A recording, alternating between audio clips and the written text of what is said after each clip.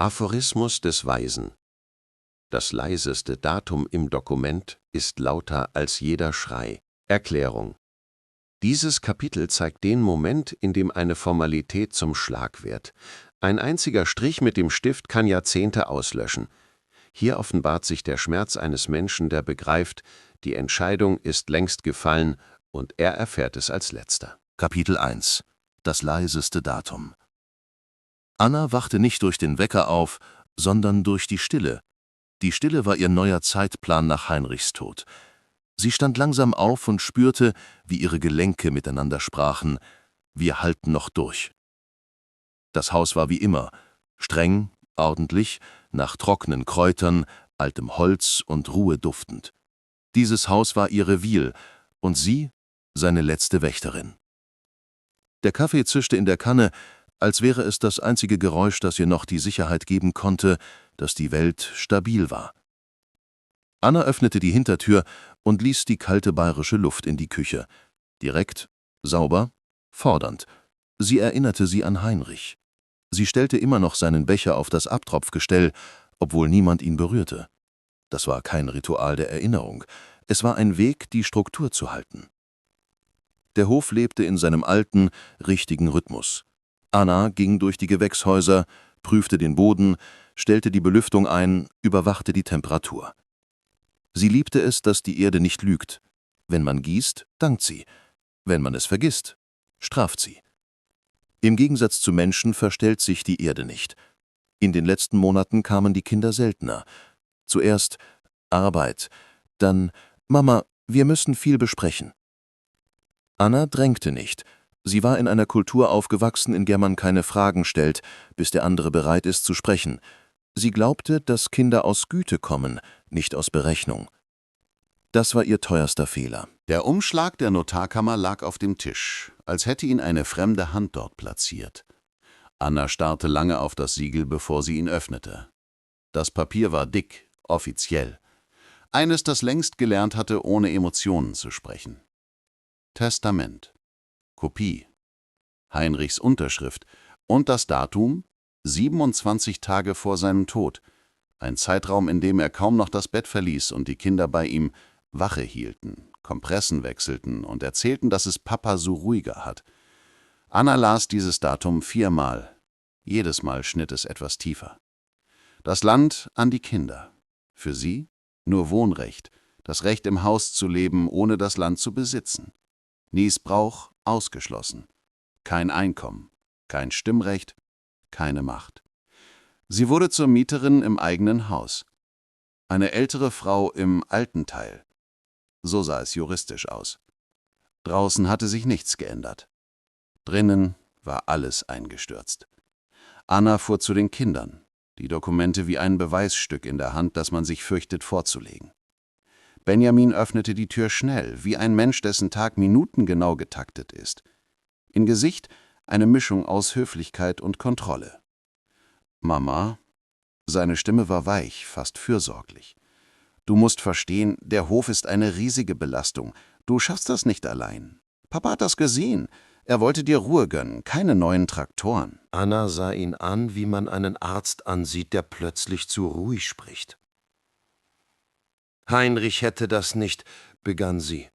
»Mama«, unterbrach er, »wir haben doch alle gesehen, wie schwer es für dich in den letzten Monaten war. Du hast selbst gesagt, dass du müde bist. Papa wollte nicht, dass du dich quälst. Er hat die Entscheidung getroffen, um dich zu schützen.« Er sprach so, als wäre es ein Geschenk. Fürsorge, eine liebevolle Entmachtung. Lisa stand daneben, etwas im Schatten, sich selbst umarmend. Sie schaute auf den Boden, als wäre ihr kalt. Anna kannte diese Haltung, so stand Lisa vor der Schule, wenn sie Angst vor einer Prüfung hatte. »Wollt ihr das Land wegnehmen?« fragte Anna emotionslos. »Nicht wegnehmen«, lächelte Benjamin sanft. »Verantwortung übernehmen. Du bleibst im Haus wohnen, das ist garantiert. Wohnrecht ist sicher. Du bist nicht allein.« Dieser Satz war ein Schlag. Er handelte nicht von Schutz, er handelte davon, dass sie aus dem Eigentum ausgeschlossen wurde. Anna trat einen Schritt zurück.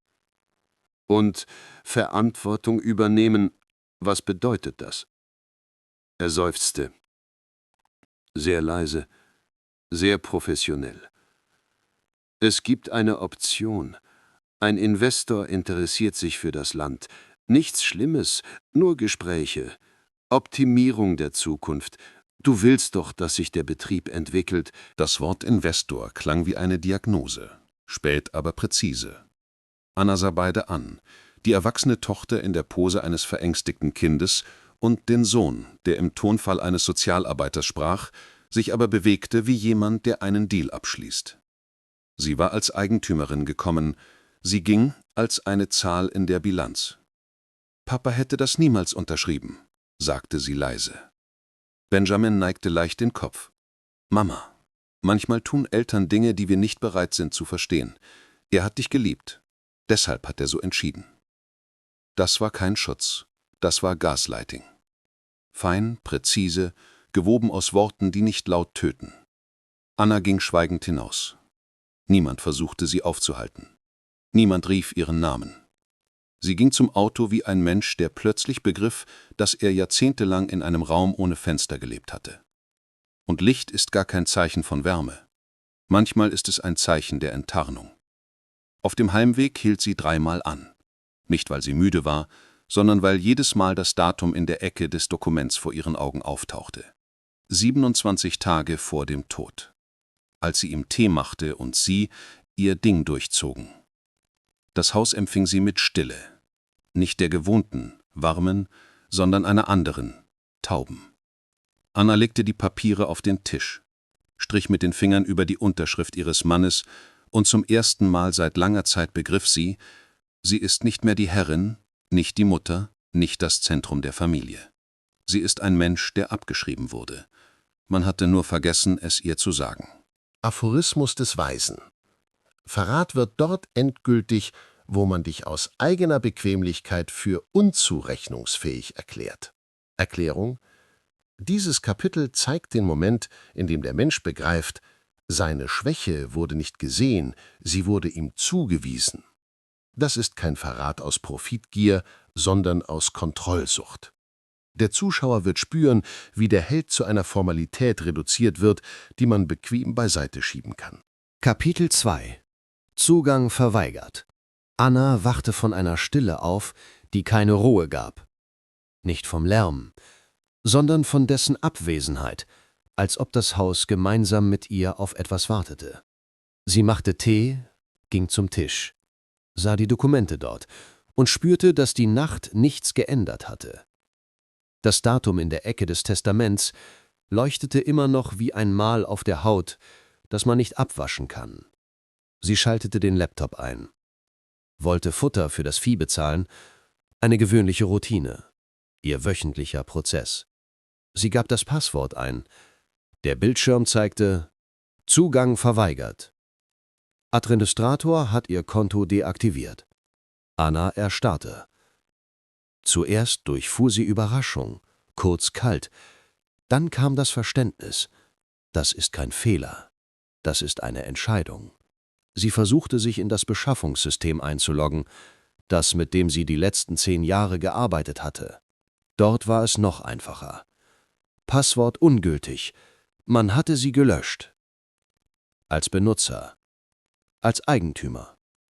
Als Mensch, der das Recht hatte, Entscheidungen zu treffen. Sie klappte den Laptop zu, als könnte er beißen. Gegen 7 Uhr morgens kam die Brigade. Pavel, normalerweise lächelnd, sah sie diesmal mit Vorsicht an, wie jemanden, den man vor reduzierten Befugnissen gewarnt hatte. »Frau Müller.« Er trat von einem Fuß auf den anderen. »Benjamin hat angerufen. Er sagte, ich soll Ihre Bestellung für den Dünger stornieren. Alte Technologie, sagte er. Und wir wechseln den Lieferanten.« Jedes Wort schnitt wie eine eigene Klinge. »Meine Bestellung?« fragte Anna nach, als hätte sie nicht richtig gehört. »Ja, er sagte, dass jetzt alle Entscheidungen über ihn laufen, dass wir uns nicht direkt mit Ihnen absprechen sollen.« Anna spürte, wie der Druck in der Brust zu einer echten physischen Last wurde. Nicht einfach Kinder, nicht einfach Familie. Jetzt war es eine Arbeitswelt, in der alle darauf warteten, wem sie gehorchen mussten. Und für sie war dort kein Platz mehr. Sie drehte sich um zu gehen, als Pavel fast flüsternd hinzufügte: »Ich wollte es nicht sagen, aber er sagte, dass Sie müde werden und man Sie besser nicht mit Dokumenten belastet.« Das war eine Hinrichtung ohne Schrei. Der Sohn hatte sie offiziell für unfähig erklärt, vor den Untergebenen, vor dem System. Anna ging nach Hause, spürte ihre Beine kaum. Im Haus wirkte alles seltsam hell, wie in einem Museum, wo man plötzlich begreift, die Exponate gehören nicht dir, du bist hier nur ein Passant. Das Telefon vibrierte, ein Name, den sie nicht erwartet hatte. Dr. Keller, Rechtsanwalt, Heinrichs alter Anwalt. Anna stürzte sich auf den Anruf wie ein Mensch, der einen dünnen Faden zur Rettung gefunden hat. »Dr. Keller, wir müssen über das Testament sprechen. Das ist falsch. Das ist unmöglich. Heinrich...« Er unterbrach sie sanft, fast höflich, aber der Ton war klinisch kalt. »Frau Müller, ich vertrete jetzt die Interessen der Eigentümer der Farm, das heißt Ihrer Kinder. Ich fürchte, ich kann Sie in dieser Angelegenheit nicht beraten.« Anna verstand nicht sofort. Die Worte waren gewöhnlich, aber der Sinn tödlich. »Sie vertreten Sie, nicht mich?« fragte sie. »Ja, das ist die Entscheidung der Eigentümer. Ich bitte um Verständnis, das ist gängige Praxis.« Gängige Praxis. Eine Wortverbindung, die langsam tötet, aber garantiert. Als er auflegte, stand Anna regungslos da, als hätte ihr jemand die Fähigkeit zur Bewegung genommen. Im Innern stürzte etwas ein, aber ohne Geräusch, wie eine große Konstruktion, die durch eine kontrollierte Sprengung zum Einsturz gebracht wird. Am Nachmittag kam Benjamin. Er trat so selbstsicher ein, mit dem Schritt des Hausherrn, als wäre das Haus schon immer seins gewesen. »Mama«, sagte er mit ruhiger Stimme, »ich möchte nicht, dass du dich sorgst. Wir haben ein Audit bestellt. Sie kommen morgen. Es ist besser, wenn du im Haus bleibst oder in die Stadt fährst. Einfach, damit du dich wegen der Zahlen nicht aufregst.« Wegen der Zahlen. Er sprach so, als wäre ihr emotionaler Zustand ein Problem für andere, als würde sie die erwachsenen Onkels bei der Arbeit stören. »Ich kann nicht in die Stadt fahren«, sagte Anna leise. »Ich muss hier sein.« Benjamin lächelte leicht. Mit genau dem Lächeln, mit dem man alte Menschen entwaffnet, bevor man ihnen die Schlüssel wegnimmt. »Mama, wir müssen alles richtig machen. Du bist ein wichtiger Teil der Familie, aber wirtschaftliche Entscheidungen sind nicht mehr dein Bereich.« Er legte ihr die Hand auf die Schulter. Eine zärtliche Geste, die sich wie ein Kontrollschlag anfühlte. »Ruh dich aus, wir übernehmen alles.« Als er ging, wurde das Haus zu groß, zu leer. Anna versuchte, Isa anzurufen. Wieder. Wieder keine Antwort, nur eine kurze Nachricht: »Mama, ich will nicht zwischen euch stehen, lass uns später reden.« Anna setzte sich langsam auf den Stuhl. Die Dokumente vor ihr verwandelten sich in Mauern. Bankzugang gesperrt. Arbeiter umgestellt. Anwalt abgelehnt. Sohn ordnete ein Audit an. Familie wurde zum System und sie ein Niemand in den Paragraphen. Als die Sonne unterging, begriff Anna eines endgültig: Sie hat keine Hebel mehr. Keine Verbündeten, keinen Schutz. Und wenn sie früher einfach an Einfluss verlor, jetzt verliert sie ihre bloße Existenz innerhalb der Struktur, die sie geschaffen hatte. Sie saß in der Stille, in dem Haus, das noch immer nach Heinrich roch, und spürte, dass die Welt nicht einfach zusammenbricht. Sie tut es offiziell. Nach Vorschrift. Unterschrift für Unterschrift, Zugang für Zugang. Der Mensch wird ausgeschlossen, so leise wie man ein Konto aus dem System löscht. Aphorismus des Weisen: Erinnerung wird nicht durch Lügen getötet, sondern durch denjenigen, der das Recht hat, sie als Fehler zu bezeichnen. Erklärung: Dieses Kapitel enthüllt den Knoten, in dem die Macht über Fakten zur Macht über den Menschen wird. Die Familie erschafft eine neue Version der Ereignisse, und diese Version wird offiziell. Das Kapitel verspricht den Moment, in dem der Zuschauer sieht: Wenn du den Sinn nicht kontrollierst, existierst du nicht. Kapitel 3 – Der Plan. Der Morgen kam nicht mit Licht, sondern mit Druck. Anna wachte nicht auf, sondern erhob sich, als ob ein Gefühl sie von innen herausstieß, dass heute etwas endgültig zerbrechen würde. Das Telefon blinkte mit einer trockenen Zeile: Auswertung 9:30 Uhr. Als hätte man ihr eine Operation verordnet, um die sie nicht gebeten hatte. Sie ging nach unten. Das Haus empfing sie mit Stille, nicht der, an die sie gewöhnt war, sondern einer anderen, der Stille eines Raumes, in dem man nicht mehr der Hausherr ist, sondern ein vorübergehender Bewohner. Sie versuchte Kaffee zu kochen, aber ihre Hände zitterten. Als der Wagen der Auditoren hielt, spürte Anna, wie die Luft dicker wurde. 3 Leute, eine schwarze Mappe, ein Tablet und ein Blick, der nicht am Menschen haften bleibt. Sie gingen an ihr vorbei, ohne sich zu vorstellen. Und dann erschien die Auditorin, eine junge Frau mit einem strengen Pferdeschwanz. »Frau Müller«, sagte sie gleichmäßig, »wir benötigen Zugang zum Arbeitszimmer Ihres Mannes.« Anna erstarrte. Dieses Arbeitszimmer war der einzige Ort im Haus, an dem die Erinnerung noch lebte. Dort lag Heinrichs Tagebuch, seine Notizen, seine Berechnungen, seine Gedanken. Das war seine Stimme, die nur auf dem Papier geblieben war. »Dort sind persönliche Dinge«, sagte Anna leise. Die Auditorin sah sie an, als hätte sie den Sinn nicht gehört. »Wir brauchen Daten. Persönliches interessiert uns nicht.« Sie sagte das ohne Bosheit, ohne Druck, ohne Schmerz. Und genau deshalb war es schrecklicher. Anna reichte ihr den Schlüssel. Ihre Hand zitterte, aber sie bemerkten es nicht. Oder taten so, als bemerkten sie es nicht. Im Inneren des Arbeitszimmers paf sie der Geruch von Holz und altem Papier wie eine Erinnerung an das, was sie hatte und was sie nie wieder haben würde. Die Auditoren öffneten Schubladen, durchsuchten Papiere, fotografierten Heinrichs Aufzeichnungsbücher. Seine handschriftlichen Düngepläne, seine Skizzen der Felder, seine Gedanken über den kommenden Frühling. Sie verwandelten seine Erinnerung in Zahlen.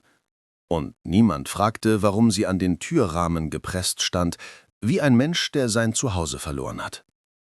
Als Pavel gegen Mittag näher kam, nahm er die Mütze ab und sprach noch leiser als gestern. »Frau Müller, Benjamin sagte, Sie verwechseln Realität und Erinnerung. Er bat darum, geduldig mit Ihnen zu sein.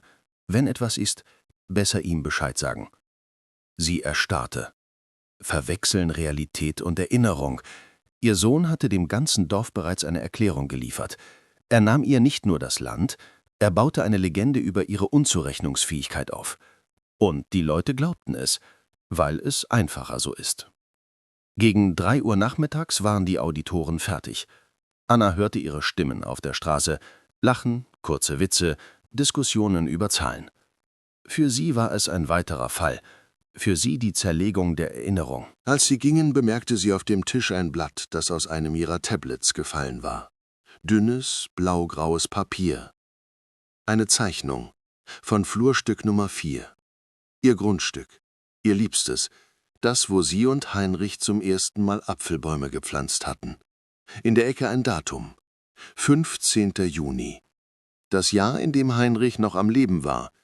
Das war ein Dokument eines vorläufigen Verkaufsplans. Ein halbes Jahr vor seinem Tod. Ein halbes Jahr vor dem Testament. Ein halbes Jahr, bevor sie überhaupt etwas erfuhr. Die Kinder planten, ihr Land loszuwerden, während der Ehemann noch lebte. Sie drückte das Papier so fest zusammen, dass sich die Nägel in ihre Handflächen gruben. Das war kein Fehler, keine Emotionen, keine Impulsivität. Das war ein Projekt. Lang, durchdacht, präzise. Und Annas Platz darin war nicht vorgesehen. Am Abend rief sie den einzigen Menschen an, dem sie noch vertraute, Johannes. Er nahm beim zweiten Klingeln ab, und seine Stimme war weich, zu weich. »Anna, hör zu. Ich will mich nicht einmischen. Du nimmst dir das sehr zu Herzen. Manchmal spielt uns die Erinnerung einen Streich. Benjamin sagte, dass du dir Sorgen machst. Er ist ein guter Junge, wirklich. Er will nur das Beste.« Sie saß mit dem Telefon am Ohr, aber sie hörte nicht ihn. Sie hörte, wie sich die Welt um sie herum unter einer fremden Version der Realität bog. »Johannes, denkst du, ich verwechsle etwas?« fragte sie. Das Schweigen dauerte ein paar Sekunden, aber es war genug. »Anna, ruh dich einfach aus. Alles wird vergehen.« Er legte als erster auf. Und das war der Punkt.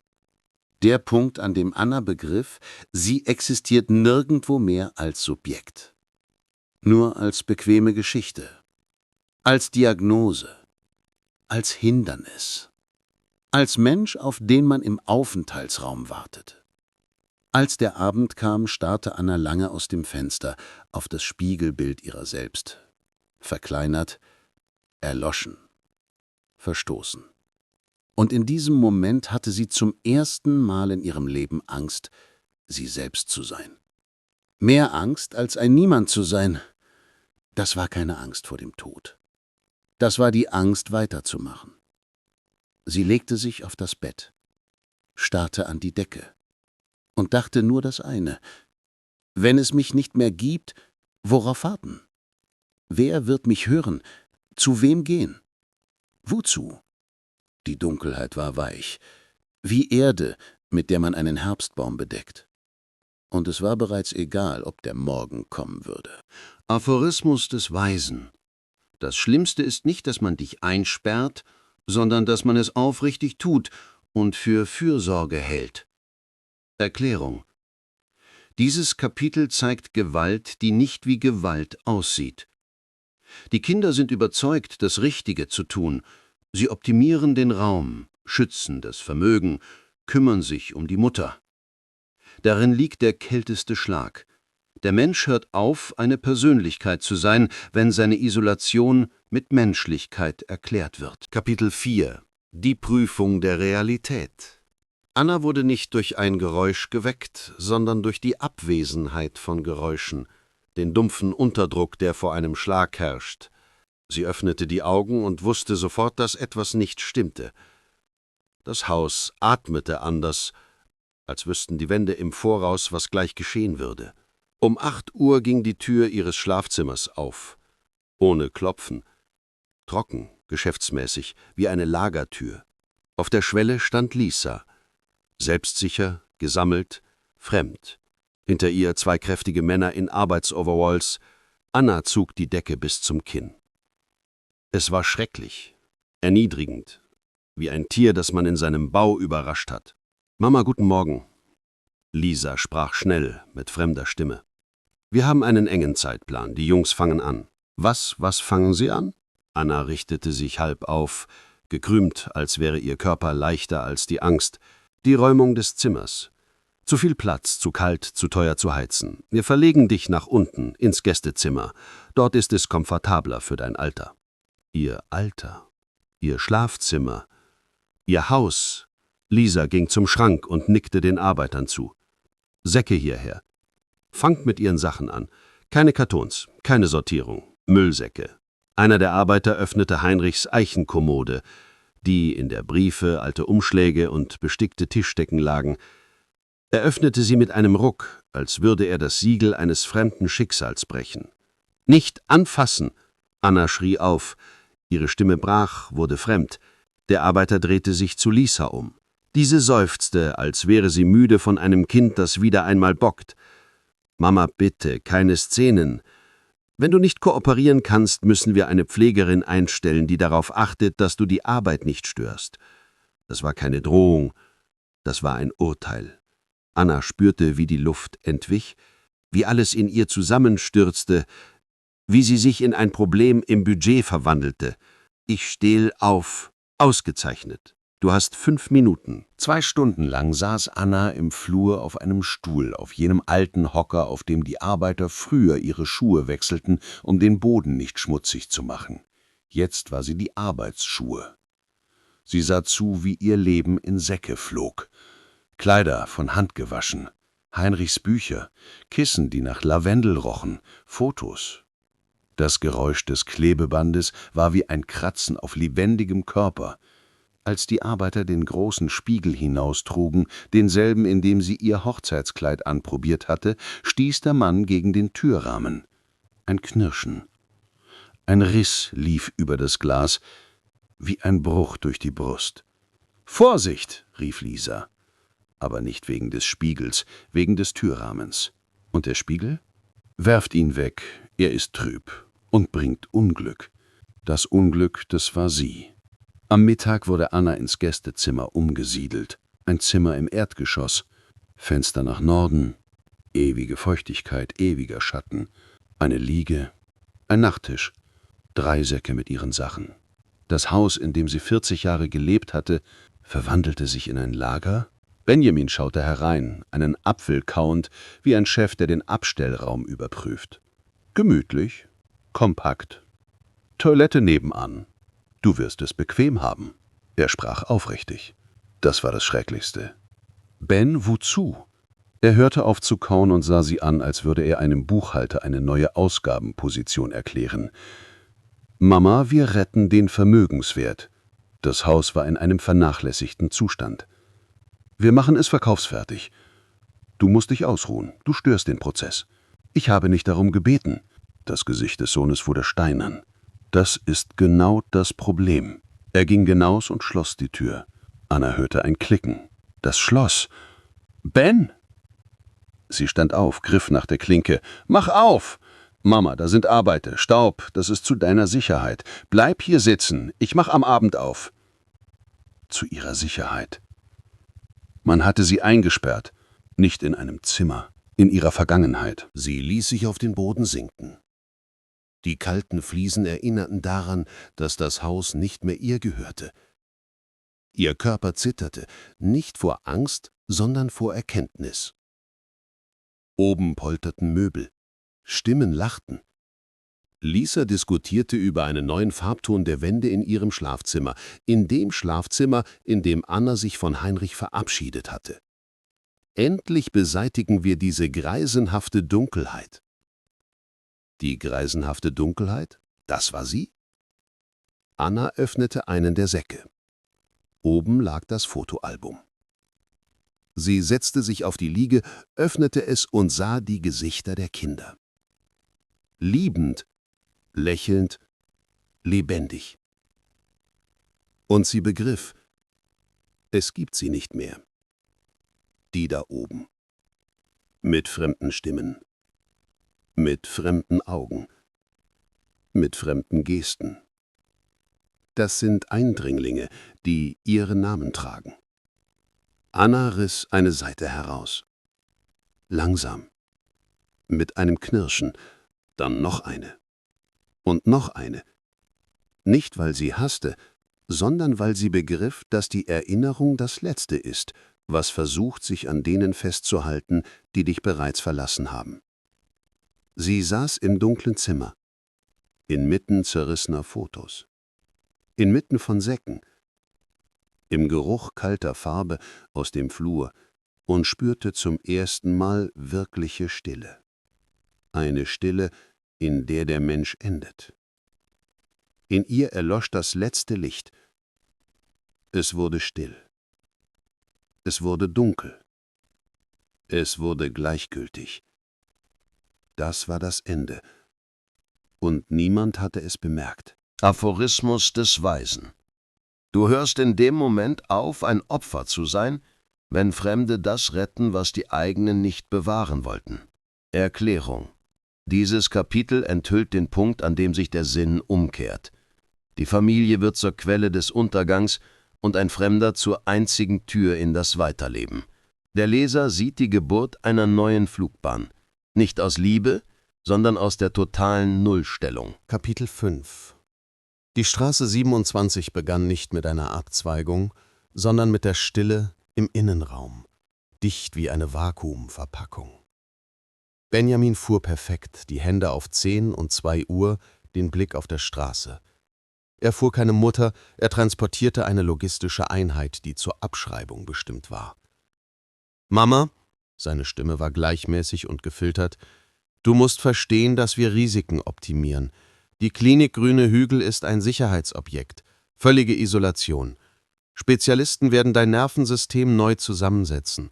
Das ist teuer, aber wir haben diese Frage geklärt.« Anna sah zu, wie die Scheibenwischer den Regen wegwischten.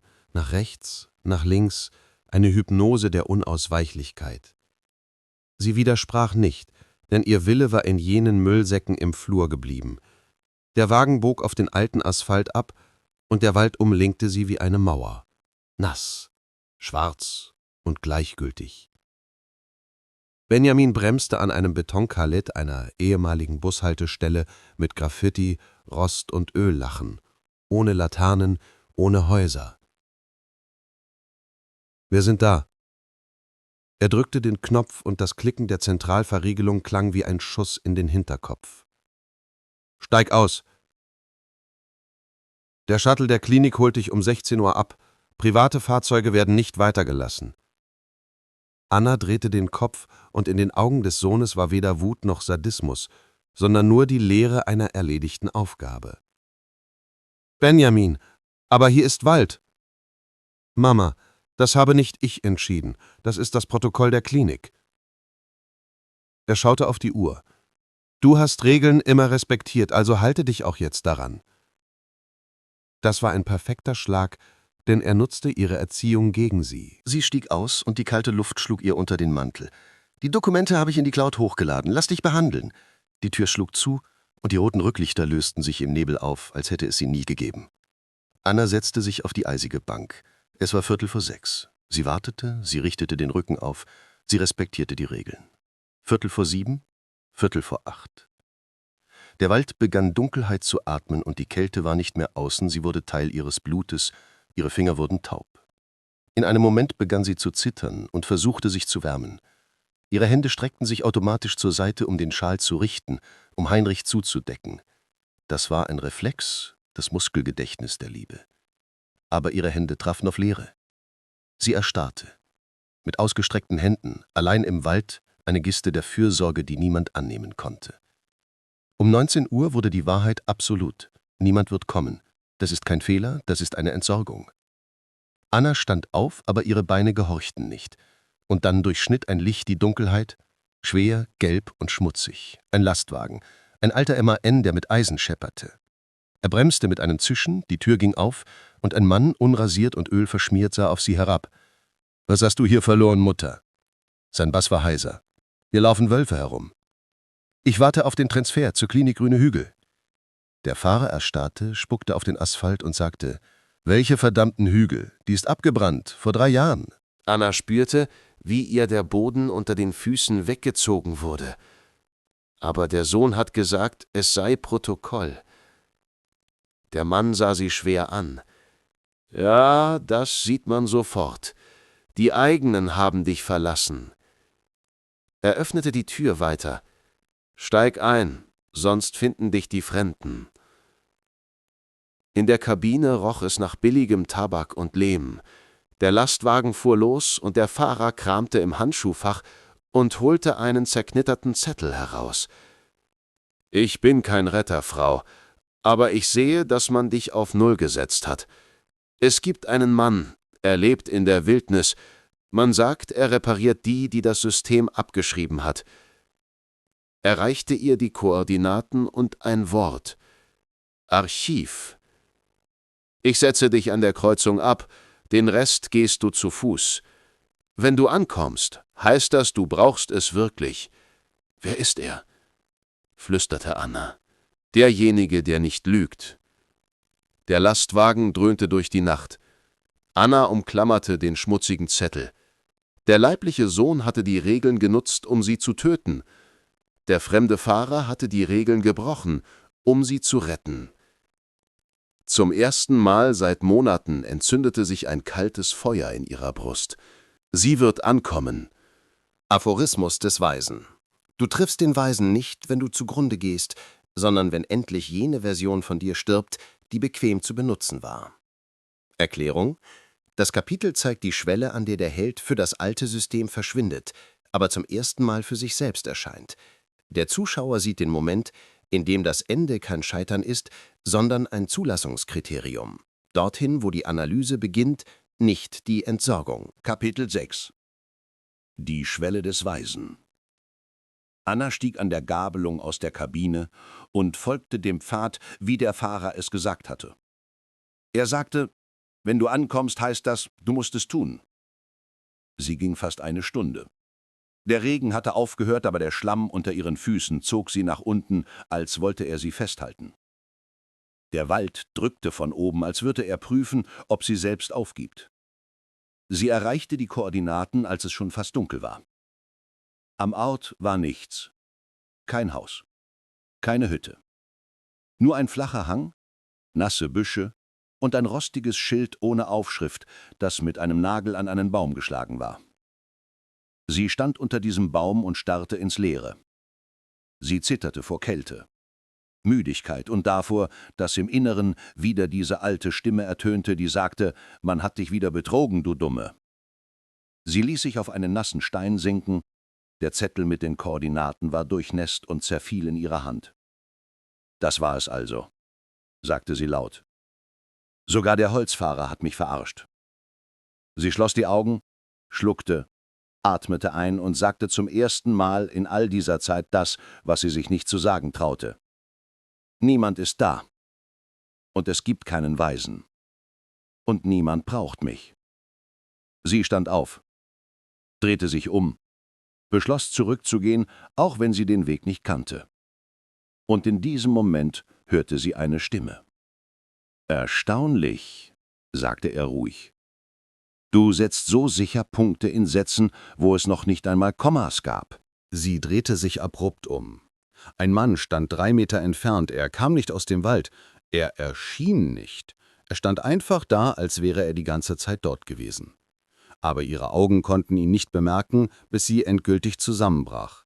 Kein Mantel, keine Effekte, eine gewöhnliche dunkle Jacke, unrasiert, müde, real. Er sah sie nicht herablassen dann.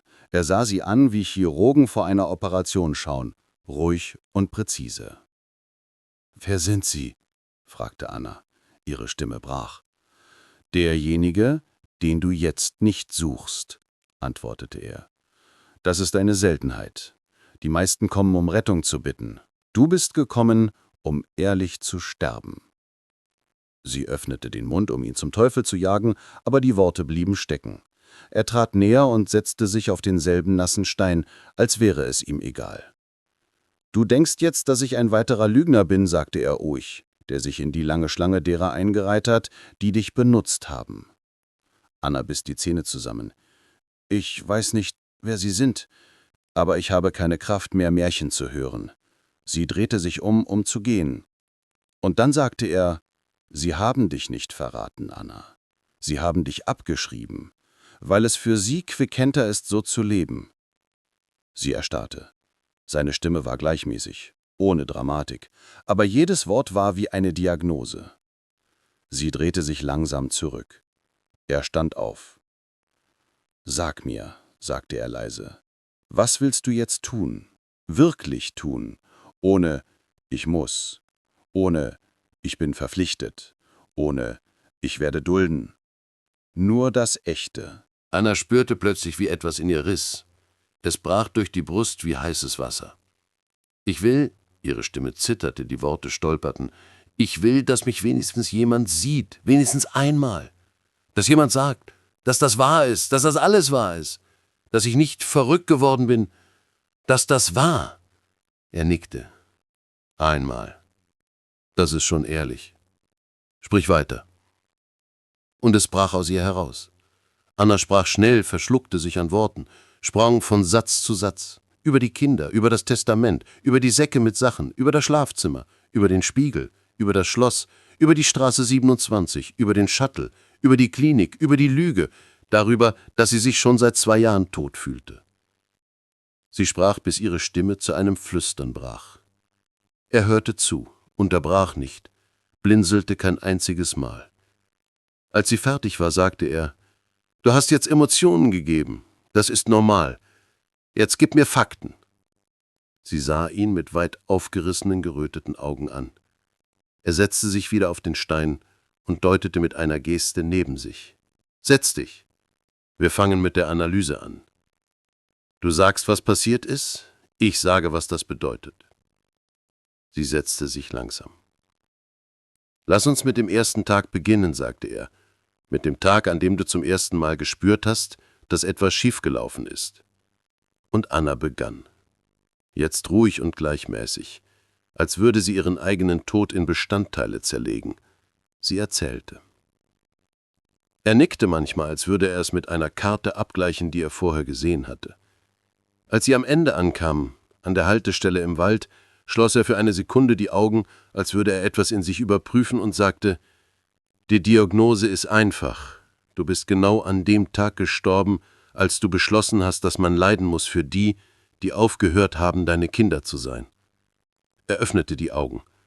»Aber da du hier sitzt, ist der Tod misslungen. Und das heißt, wir haben Arbeit.« Anna schluckte. »Wer sind Sie?« Er lächelte freudlos. »Derjenige, der nur zu denen kommt, die schon bis zum Ende gegangen sind. Nicht früher. Sind Sie der Weise?« »Nein.« Er sah ihr direkt in die Augen. »Ich bin das Archiv. Und wir fangen damit an, dass wir dir das Leben zurückgeben. Aber nach Regeln, nicht nach ihren.« »Nach welchen?« fragte sie. Er hob ihren nassen Zettel mit den Koordinaten auf. »Nach meinen.« Aphorismus des Weisen. Du bist nicht zu einem Niemand geworden, du hast aufgehört, diejenige zu sein, als die man dich profitabel nutzen konnte. Erklärung. Das Kapitel zeigt eine chirurgische Analyse, was zusammenbrach, warum es zusammenbrach und wer der Co-Autor der Zerstörung war. Der Zuschauer spürt den Übergang von der Opferrolle zur Nulleinheit, dem Punkt, an dem die Macht über das eigene Modell beginnt. Kapitel 7. Die Diagnose. Der Raum hatte keinen Geruch der Zeit. Hier alterte nichts, und nichts gehörte jemandem. Wände aus Beton. Die Lampe ein weißer Kreis mit 30 Zentimetern Durchmesser. Der Stuhl ein Instrument der Fixierung.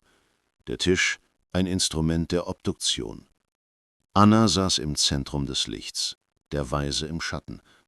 Er sah sie nicht an, er scannte sie.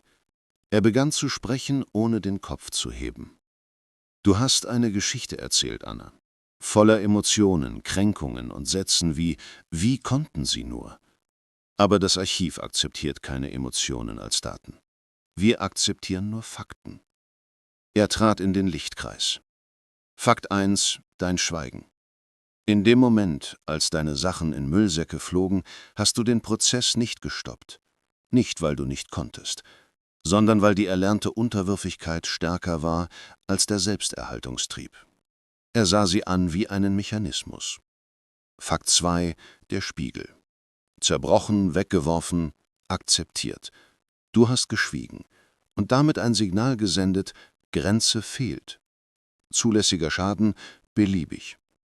Fakt 3. Die von außen verschlossene Tür. Du hast das als Fürsorge akzeptiert. Das ist keine Fürsorge, das ist ein Test. Du hast ihn nicht bestanden. Wenn das Subjekt keinen Widerstand gegen die Isolation leistet, ist das Subjekt bereit zur Löschung. Er sprach gleichmäßig, wie ein Arzt, der eine Diagnose ins Protokoll diktiert. Fakt 4. Der Wald. Du wurdest nach Protokoll ausgesetzt. Du bist ausgestiegen. Nicht, weil du dem Sohn glaubst, sondern weil du selbst das Modell erschaffen hast, in dem seine Stimme für dich Gesetz ist. Du bist der Autor des Algorithmus, der dich vernichtet hat. Er trat wieder in den Schatten, als wäre das Teil des Prozesses. Du nennst das Grausamkeit. Das Archiv nennt das Inventur. Er fuhr fort: Benjamin handelte als Manager, nicht als Sohn. Du bist ein Vermögenswert, der seinen Marktwert verloren hat. Bringst keinen Gewinn, belegst Fläche, verursachst Kosten. Er beugte sich vor. Wenn das System auf einen illiquiden Posten trifft, macht es Platz frei. Das ist keine Emotion, das ist eine Operation. Dein Fehler liegt nicht darin, dass die Kinder zu Raubtieren würden. Dein Fehler liegt darin, dass du die Familie als Unternehmen mit einseitiger Rendite aufgebaut hast. Er sah ihr statisch in die Augen. Du hast ihnen 20 Jahre lang beigebracht, dass du eine Ressource bist. Sie haben es gelernt.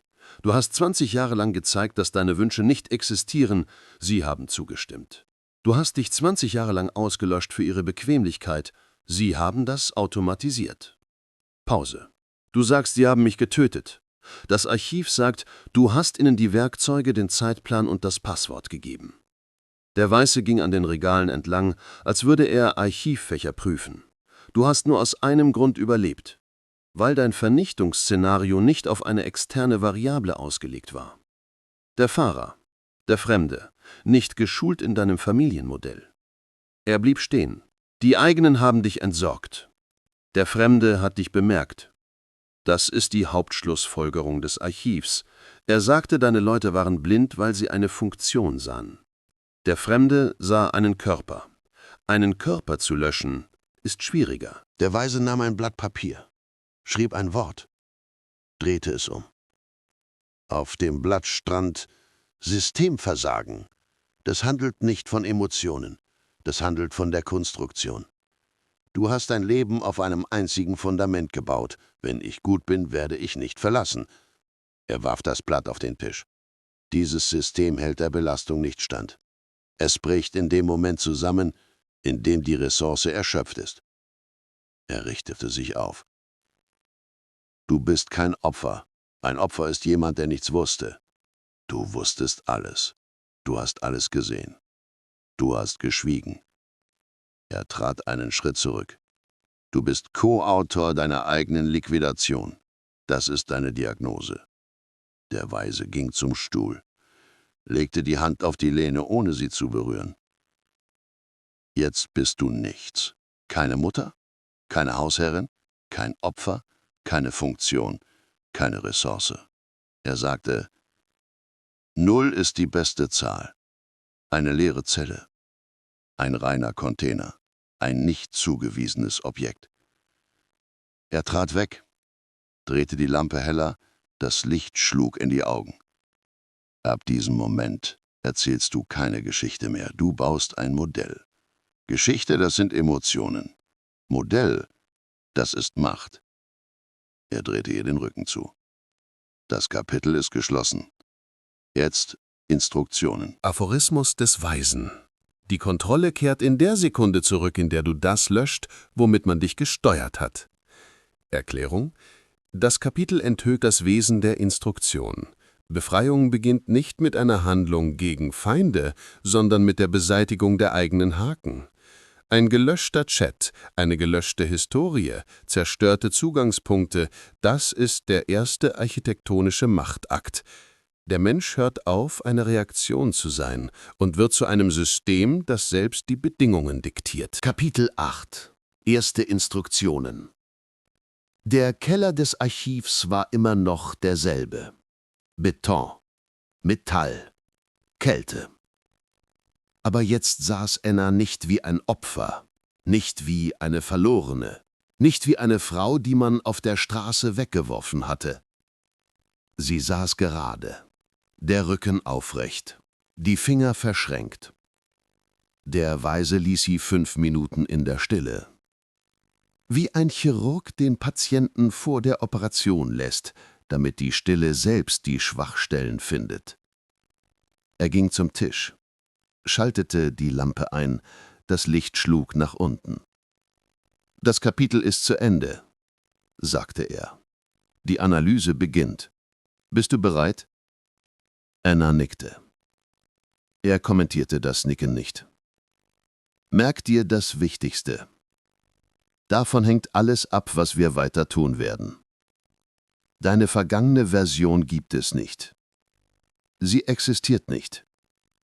Sie ist auf der Straße 27 gestorben, als du auf Befehl aus dem Auto gestiegen bist. Hier sitzt keine Mutter, keine Witwe, keine Herrin einer Farm. Hier sitzt eine Null. Null ist keine Abwesenheit, Null ist der Startpunkt jedes Systems. Du bist eine reine Operationsoberfläche. Ich gebe dir 3 Instruktionen. Wenn du sie erfüllst, gehen wir weiter. Wenn du versagst, hältst du das Archiv nicht aus. Er setzte sich ihr gegenüber. Kurz. Gerade. Die Finger im Schloss. Instruktion Nummer 1. Hör auf, dich zu erklären. Du hast dich daran gewöhnt, dich vor denen zu rechtfertigen, die schon lange aufgehört haben, dich zu hören. Das ist dein erster Fehler. Eine Erklärung ist der Versuch, das Recht auf Existenz bei denen zu kaufen, die dich schon aus der Bilanz gestrichen haben. Das System kauft keine Erklärungen. Es kauft Handlungen. Die erste Regel: Sprich nur, wenn es die Realität verändert. Alles andere ist Lärm. Er machte eine Pause, damit du verstehst, dass eine Erklärung kein Gewicht hat. Hol dein Telefon raus. Anna zuckte zusammen, aber sie holte es raus. Der Weise sah sie ruhig an, wie ein Chirurg auf ein Instrument schaut. Öffne den Chat mit deinem Sohn. Sie öffnete ihn. Der Bildschirm leuchtete kalt. Ein paar Nachrichten. Ihre langen Versuche zu erklären. Seine kurzen Antworten. »Mama, fang nicht an. Das ist Protokoll. Wir haben alles entschieden.« Der Weise sagte, du hältst deine eigene Leine in den Händen. Lösch den Chat. Anna erstarrte. Das ist doch Erinnerung. Erinnerung? Der Weise beugte sich etwas näher. Das ist Müll. Das ist derselbe Sack, in den sie deine Wäsche geworfen haben. Lösch es. Der Finger schwebte über der Taste. Zittern, Angst, die Kehle zugeschnürt. Aber sie drückte. Chat löschen? Löschen. Leerer Bildschirm. 0. Der Weise nickte. Jetzt können wir arbeiten. Instruktion Nummer 2. Handle nie wieder aus Pflichtgefühl. Pflicht ist eine emotionale Falle, in die dich deine Kinder gesetzt haben. Du hast alles richtig gemacht, als Mutter, als Frau. Sie haben das genutzt, weil Pflicht kostenlose Energie ist. Du hast gegeben, sie haben genommen. Das Ergebnis? Deine Liquidation. Jetzt hast du keine Pflicht. Es gibt eine Aufgabenlösung. Jede Handlung muss einen Nutzwert haben. 0 Emotionen, Maximum an Ergebnis. Instruktion Nummer 3. Die Wiederherstellung der Kontrolle beginnt mit dem Bild des Gesamtsystems. Er stand auf. An der Wand ein Metallpanel. Er drückte einen Knopf. Auf der Wand leuchtete eine Karte auf. Ein Schema. Haus, Farm, Straße 27, Sozialdienst, Bank, Investor Platingrund, Anwalt Wagner, Buchhaltung. Und all das verbunden durch Linien. Anna sah zu, als würde sie ihr Leben zum ersten Mal von oben sehen. »Das ist dein System«, sagte der Weise. »Du hast darin gelebt wie ein Tier im Labyrinth. Ich zeige es dir von oben. Hier gibt es keine Liebe. Hier gibt es kein Kinder müssen. Das ist ein Netzwerk, wo jedes Element das tut, was profitabel ist. Deine Kinder handelten rational, du nicht. Das ist das Ergebnis. Jetzt umgekehrt. Du wirst rational handeln, sie nicht. Und dann beginnt das Netzwerk zu zerfallen.« Er schaltete das Panel aus, ging zum Tisch. »Fassen wir zusammen. Du hast gesagt, du willst verstehen, wie das passiert ist. Gratuliere, jetzt weißt du es. Man hat dich nicht verraten. Man hat dich optimiert. Man hat dich nicht verlassen, man hat über dich verfügt.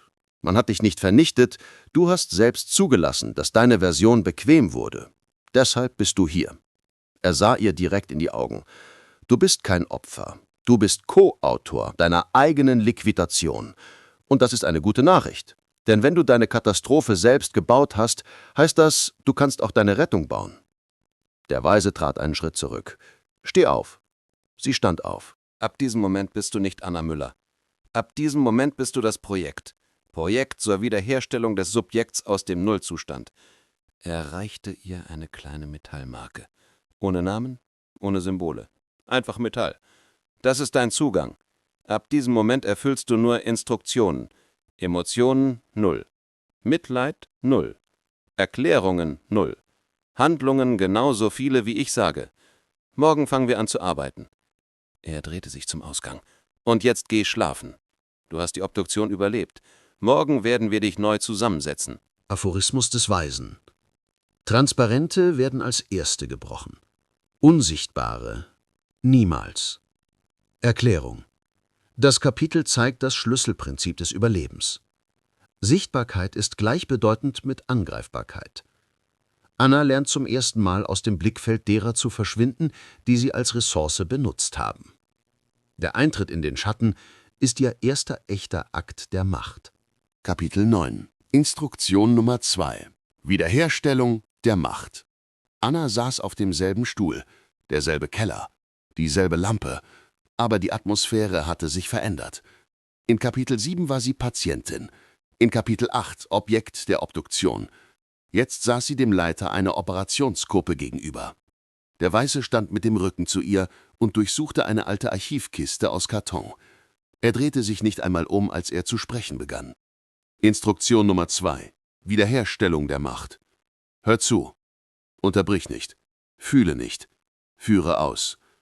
Anna richtete sich automatisch auf. Der Thron ließ keine Wahl. Du denkst, du hast keine Kraft, weil du zerstört bist. Das ist ein Fehler. Ein zerstörter Mensch hat keine Angst. Und das Fehlen von Angst ist Treibstoff. Er stellte die Kiste so auf den Tisch, dass Staub als dichte Wolke aufstieg. Ich gebe dir ein Protokoll. Es handelt nicht von Emotionen. Es handelt von der Infrastruktur der Persönlichkeit. Das, was du nie hattest. Er hob 2 Finger. 3 Systemfehler. Hör genau zu. Fehler 1. Informationslücke. Du hast blind gelebt. Du wusstest nicht, wer laut Dokumenten Eigentümer des Hauses ist. Du wusstest die Erbsumme nicht. Du wusstest nicht, welche Papiere Lisa unterschrieben hat. Du wusstest nicht, wo deine Verträge sind, wo das Testament ist, wo die alten Kaufurkunden sind. Er beugte sich vor. Man manipuliert nicht die Schwachen. Man manipuliert die, die nichts wissen. Er trat einen Schritt zurück. Instruktion 2.1. Hol dir die Information zurück. Er zählte auf, als diktierte er eine Einkaufsliste für eine Spezialoperation. Sammle alle Dokumente, die du noch in Taschen, Handtaschen, Mänteln hast. Schreib separat auf, was du genau weißt, was du vermutest, was du fühlst, woran du dich erinnerst. Geh dein Gedächtnis durch und erstelle eine Liste aller Namen, die jemals dein Leben berührt haben. Notare, Nachbarn, Bankangestellte, der Arzt des Mannes, der Nachbar der Farm. Erstelle ein geheimes Archiv, auf Papier, nicht digital. Wenn du Informationen nicht hast, bist du Verbrauchsmaterial. Wenn du sie hast, bist du ein Spieler. Fehler 2. Stützlehre. Du hast kein Netzwerk, keine Freunde, keinen Anwalt, keinen unabhängigen Zeugen, keinen Menschen, der einen wichtigen Satz sagen könnte: Ich habe die Wahrheit gesehen. Er setzte sich ihr zum ersten Mal gegenüber. Du hast dich bei der Wahl der Verbindung geirrt. Du hast die Familie gewählt. Die Familie hat den Vermögenswert gewählt. Du bist eine überflüssige Variable. Er hob den Finger. Instruktion 2.2. Sammle 4 Stützpunkte. Und er zählte auf, als würde er Aufgaben an Undercover-Agenten verteilen. 1. Der Objektive. Derjenige, der die Wahrheit ohne Emotionen sagt. 2. Der Korrupte. Derjenige, der Schlupflöcher und graue Korridore kennt. 3. Der Unabhängige. Derjenige, dem du egal bist, und genau deshalb ist er nützlich. 4. Der Fremde mit Möglichkeiten. Derselbe Fahrer. Er ist schon der erste Punkt. Einzelgänger haben keine Chance. Vernetzte haben immer eine. Fehler 3. Transparenz. Deine Kinder kannten jede deiner Bewegungen. Wo du bist, wann du aufstehst, was du antwortest, warum du keinen Widerstand leistest. Er sah sie hart an. Du warst transparent. Die Transparenten bricht man zuerst. Instruktion 2.3. Ab diesem Tag bist du ein Schatten. Du teilst niemandem deine Bewegungen mit. Du sagst nicht, wo du wohnst. Du erklärst nicht, was du tust. Du bist eine dunkle Zone. Er sagte das leise, aber furchterregend. Der Schatten ist der einzige Ort, an dem man dich vorerst nicht vernichten kann. Finale. Die Mission. Der Weise ging zum Tisch, holte einen dicken Umschlag heraus, legte ihn vor sie hin. Morgen um 8:10 Uhr. Du gehst zum Grundbuchamt. Anna erstarrte. Sogar der Atem verschwand. Du hast Angst, dass der Sachbearbeiter Benjamin anruft, dass Lisa es erfährt, dass man dich rauswirft. Er beugte sich zu ihr und sah ihr direkt in die Augen. Angst ist normal. Unterwerfung unter die Angst ist eine Wahl. Er schob ihr den Umschlag ruckartig näher. Du wirst hineingehen. Stehend, ruhig, ohne Emotionen. Du forderst den vollständigen Auszug für das Immobilienobjekt Nummer 17. Ohne Erklärungen, ohne Bitten, ohne schuldige Intonation. Er fügte hinzu: Wenn man dir sagt, das ist vertraulich, antwortest du: Ich überprüfe das Archiv. Sie wissen nicht, was das bedeutet, und deshalb werden sie es nicht riskieren, abzulehnen. Er richtete sich auf. Morgen beginnt das Projekt. Entweder du machst den Schritt oder du bleibst tot. Pause. Die Zeit ist abgelaufen. Führer aus. Aphorismus des Weisen. Du wirst in dem Moment gefährlich, in dem das Dokument lauter spricht als dein Schmerz. Erklärung. Das Kapitel zeigt, wie Anna zum ersten Mal das System gegen das System einsetzt. Kein Schrei, keine Emotionen, keine Bitte, sondern ein Papier, ein Datum, eine Unterschrift. Genau das wird zum Beginn ihrer neuen Kontrolle. Kapitel 10. Das erste Dokument. Anna wachte nicht durch ein Geräusch auf, sondern durch den Schlag ihres eigenen Herzens. Eine Sekunde, und das Gehirn schaltete den Alarm auf volle Lautstärke. Heute. Katasteramt. Dokumente. Überprüfung. Man sagt, die Erde speichert Wärme, das Haus speichert Erinnerung, aber die Bürokratie speichert die Wahrheit. Sie setzte sich zu abrupt auf. Es wurde ihr schwarz vor Augen, die Kehle war trocken, als hätte sie nachts Sand geschluckt. Sitzen war schrecklicher als Aufstehen. Sie stand auf, ging ins Bad, drehte den Hahn auf, eisiges Wasser schlug ihr in die Handflächen, ins Gesicht.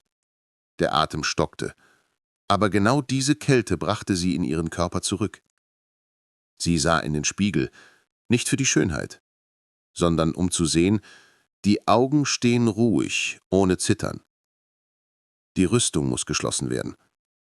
Heller Pullover, dunkle Jacke. Haare zusammengebunden. 0 Emotionen. 0 Erklärungen. Sie verließ das Haus und ging zur Haltestelle. Jede Veränderung des Geräuschs um sie herum, ein Auto, ein Schritt, eine Stimme, ließ ihren Rücken sich zusammenziehen. Sie fuhr mit dem Bus in den Bezirk, wo das Grundbuchamt lag. Ein großes Betongebäude mit grünen Metalltüren. Es roch nach altem Papier und billigem Kaffeeautomaten. Drinnen Stimmengewirr, eine Schlange, die Luft dick von feuchten Mänteln. Anna ging zum elektronischen Schalter.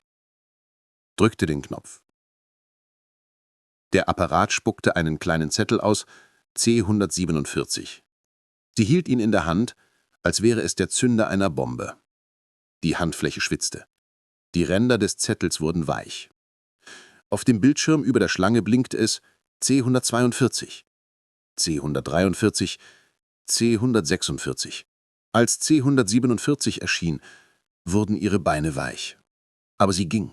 Das war ein Korridor, der nach der Angst derer roch, die versuchten, mit dem Staat zu streiten. Sie stellte sich vor die Scheibe des Sachbearbeiters, ein Mann um die 40, mit Bauch, einem nassen Schweißfleck unter der Achsel und dem Blick eines Menschen, der von allem genug hat. Ihre Nummer? C147. Er nahm den Zettel, sah sie nicht an. Was brauchen Sie? Einen Auszug für das Flurstück 512-7. Er tippte etwas in den Computer, klickte genervt mit den Fingern. Dokumente? Der verstorbene Ehemann war Eigentümer. Mein Beileid, sagte er trocken, aber einen Auszug ohne Vollmacht oder notarielle Bestätigung kann ich nicht ausgeben. Prozedur. Sie schwieg. Er wartete auf Erklärungen, wartete, dass sie anfing, sich zu rechtfertigen, zu erklären, zu flehen.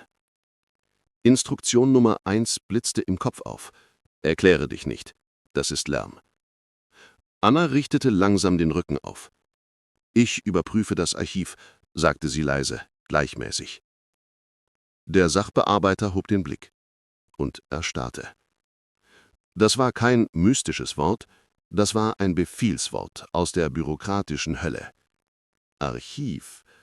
Das sind Überprüfungen, Audits, Kommissionen, Inspektionen.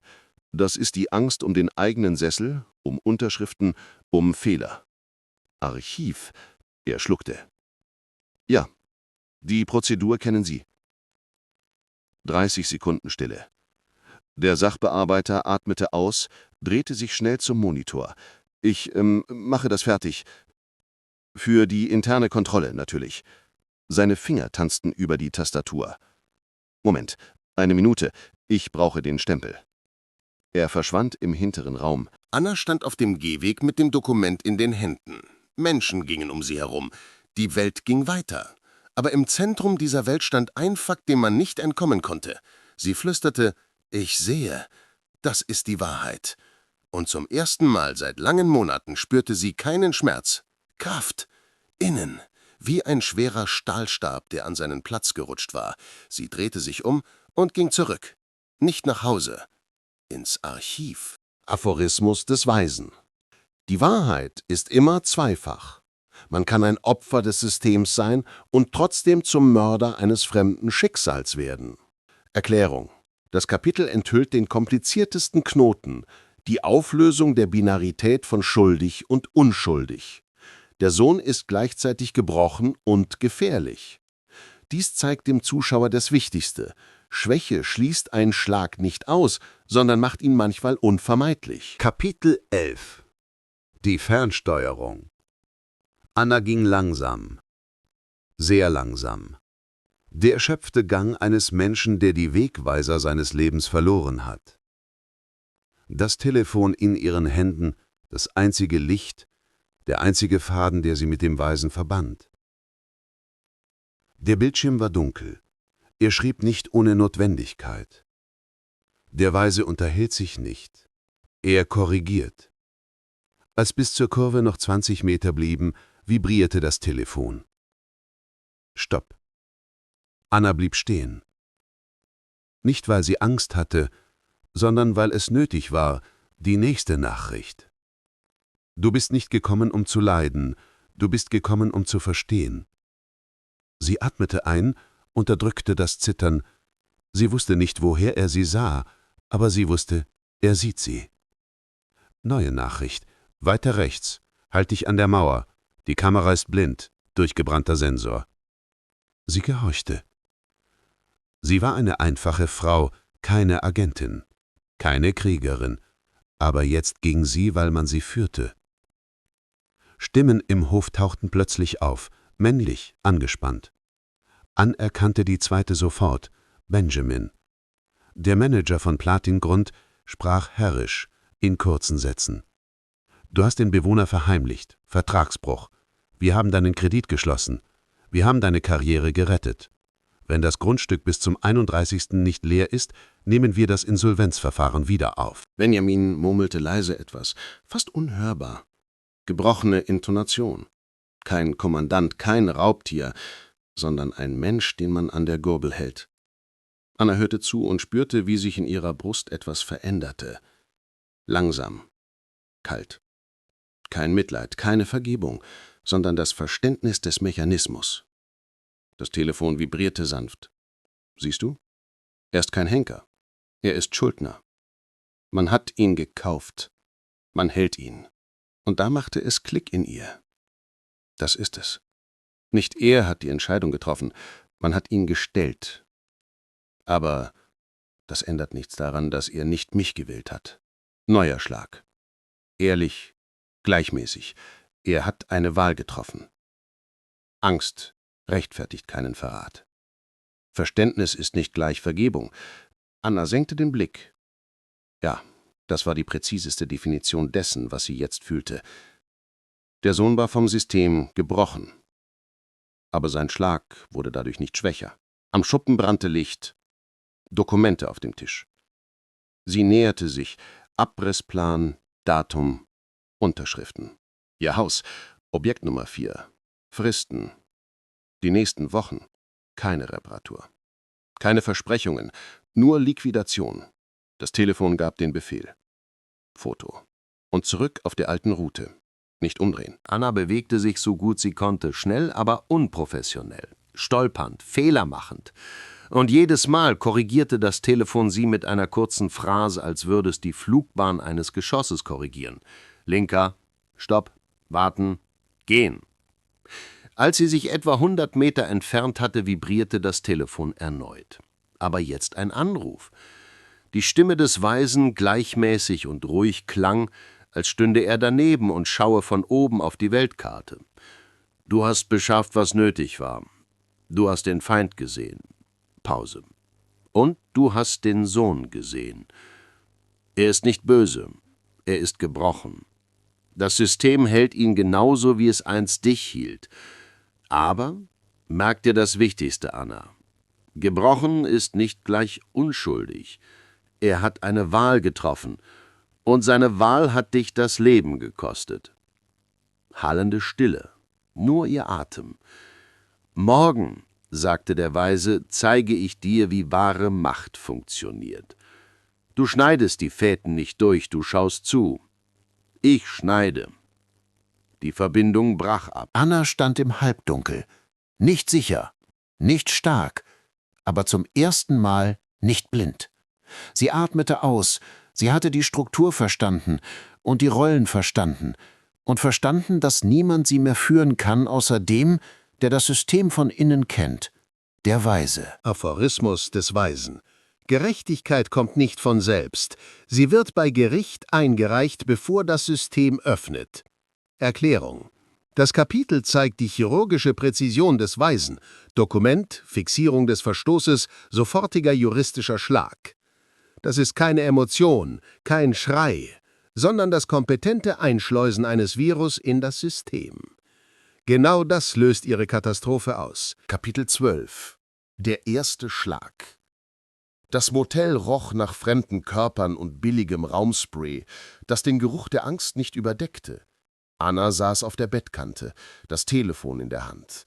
Auf dem Bildschirm das Foto des Abrisses, das sie nachts gemacht hatte, indem sie alles riskierte. Senden. Der Ladebalken bewegte sich so langsam, als würde er ihr Schicksal abwiegen. Zugestellt. Sie atmete nicht. Irgendwo weit weg nahm das Archiv den Schlag an. Dutzende Kilometer entfernt, in einem Raum ohne Fenster, ohne Licht außer dem kalten Monitor, öffnete der Weise das Foto. Er sah Anna nicht, hörte ihren Atem nicht, er sah nur Daten, Pixel, Zeilen, Dokumente. Er vergrößerte das Foto, bis die Buchstaben zu leichten Pixelkörnern wurden. Und er fand den Riss. Die Abrissgenehmigung basierte auf einem Gutachten zur Baufälligkeit, datiert auf den 15. September. Aber am 15. September gehörte das Haus Heinrich. Er lebte, im Koma, aber er lebte. Er konnte das Dokument nicht unterschreiben. Der Experte konnte das Haus nicht betreten. Das Gutachten war Fiktion. Der Unterzeichner ein Phantom. Das Dokument ein Verbrechen. Der Weise seufzte nicht, lächelte nicht.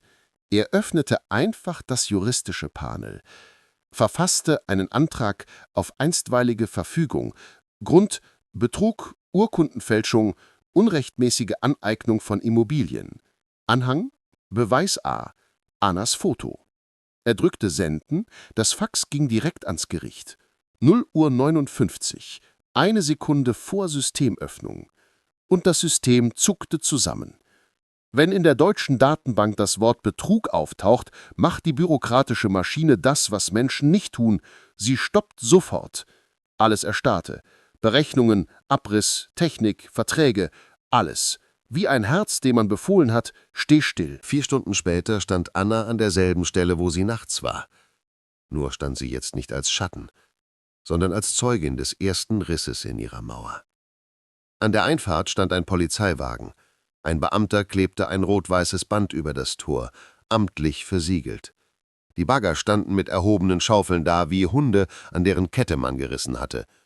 Der Manager von Platin Grund, derselbe Mann, der gestern ihren Sohn angeschrien hatte, rannte jetzt wie eine Ratte über den Hof, das Telefon ans Ohr gepresst. Er hetzte, blass, nass, zitternd. Er schrie nicht. Er flüsterte, bettelte, war in Panik. Anna sah ihn an. Und zum ersten Mal seit langen Monaten gehörte die Angst nicht ihr. Das Telefon in ihrer Tasche vibrierte. Sie nahm ab. Die Stimme des Weisen war ruhig, gleichmäßig, wie kaltes Wasser. »Hör gut zu. Dein Sohn hatte Schulden. 160.000. Platin Grund hat diese Schulden für Pfennige aufgekauft. Sie haben seine Angst gekauft. Das macht ihn nicht zum Monster. Das macht ihn zur Geisel. Aber das rechtfertigt nicht, was er dir angetan hat.« Anna umklammerte das Telefon, die Kehle schnürte sich zu. »Du bist nicht der Grund für seinen Fall«, sagte der Weise. »Du bist durch das Schicksal in die Interessenszone von Haien geraten. Sie brauchten das Land. Über dich konnten sie es nicht nehmen. Du bist Eigentümerin, und mit einem Eigentümer dauert es lange. Sie gingen über das schwache Glied, über den Sohn.« Und er stimmte zu. Sie stand da und starrte auf das rote Band am Tor. Ihr Atem wurde leiser. Der Weise fuhr fort. Der da, der rennt und in Panik ist, das ist der Manager, der Kettenhund. Seine Arbeit ist es, die Schwachen zu beißen und die Starken zu lecken. Er ist niemand, er ist nur ein Werkzeug. Seine Stimme wurde noch kälter. Aber dein wahrer Feind ist Robert Stein, Generaldirektor von Platin-Jugrund. Für ihn sind Menschen verkohlte Holzscheite, mit denen man jemandes Ambitionen heizt. Er sieht keine Gesichter, sieht keine Geschichten, er sieht nur Landfläche und Fristen. Anna sah zum Balkon des Büros im 1. Stock. Die Tür schlug zu. Auf der Schwelle erschien ein Mann, grauhaarig, teuer, leer. Er trat für eine Sekunde auf den Balkon, um dem Manager unten etwas zuzurufen, und verschwand, als wäre das kein Mensch, sondern eine Funktion. Der Weise sagte, er hat schon verstanden, dass etwas schiefgelaufen ist. Er wird kämpfen, er wird reißen, er wird an allen Fäden ziehen. Und das ist gut. Je schneller er wütend wird, desto schneller offenbart er seine Schwachstellen. Anna atmete aus. Lang, beherrscht. Ihre Hände hörten auf zu zittern. »Was soll ich jetzt tun?« fragte sie leise. Der Weise antwortete nicht sofort, und als er antwortete, war das kein Trost, das war ein Urteil für das System. »Du brauchst nur eines, frei werden. Und meine Aufgabe ist es, die zu vernichten, die dich zur Sklavin gemacht haben.« Sie schloss die Augen, nicht vor Angst, sondern davor, wie sehr sie zum ersten Mal in ihrem Leben an sich selbst glaubte, nicht als Mutter, nicht als Ehefrau, nicht als Ressource, sondern als Mensch, den man nicht mehr benutzen kann. Die Stimme sagte das Letzte.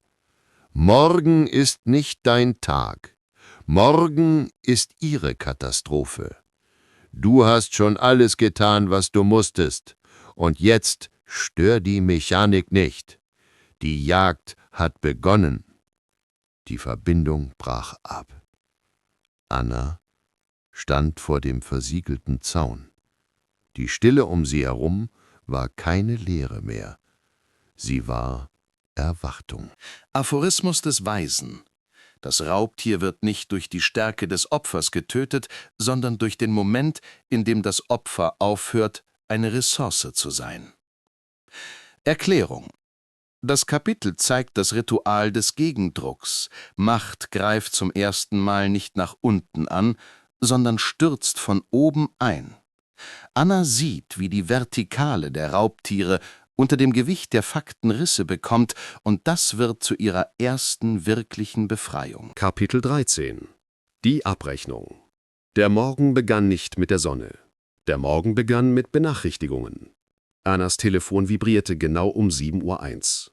Kontakt: Archiv. Phase 2.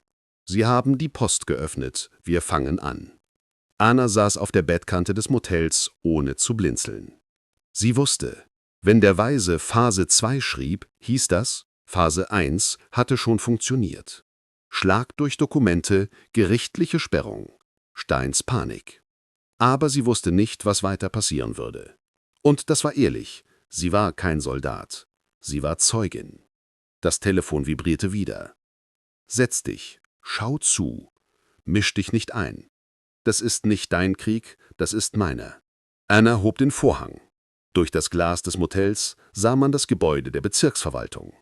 Eine Menge, uniformierte Westen, Fernsehkameras und der schwarze SUV von Platingrund, der da stand wie der Kadaver eines toten Wals inmitten kleiner Fische.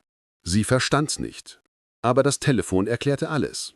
Stein wurde zu einer außerplanmäßigen Überprüfung vorgeladen. Heute. Zufälliges Zusammentreffen? Nein. Links am Eingang stand derselbe Manager, der gestern ihren Sohn gedemütigt hatte. Er war grau wie Staub. Er hielt eine Mappe in den Händen und zitterte mit dem Kinn.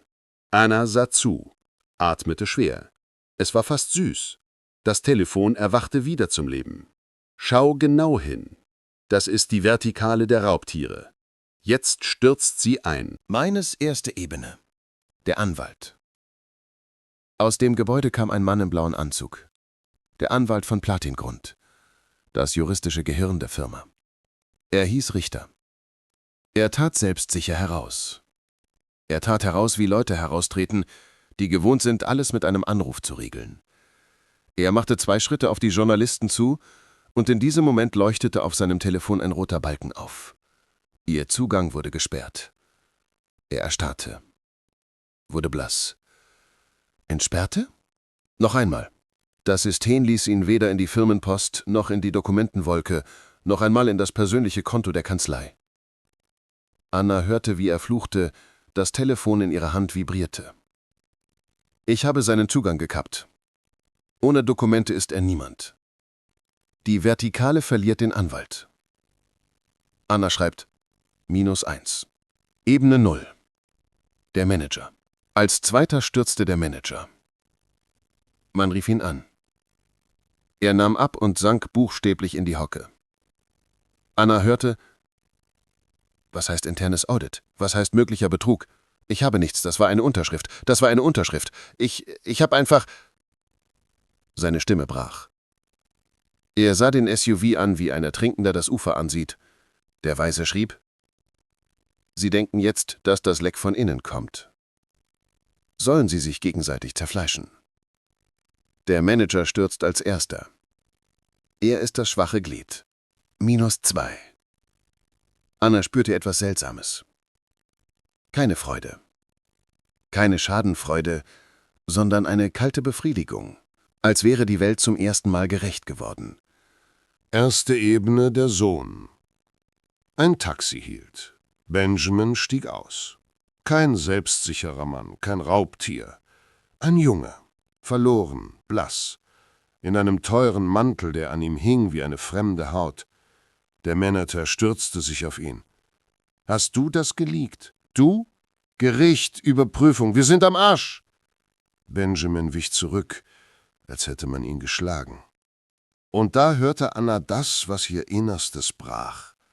Ich habe nichts geleakt, ich wollte nicht. Ich dachte, man hat mich gezwungen. Ich brauchte den Vorschuss. Ich hatte keine Wahl. Ein Sklave, kein Henker.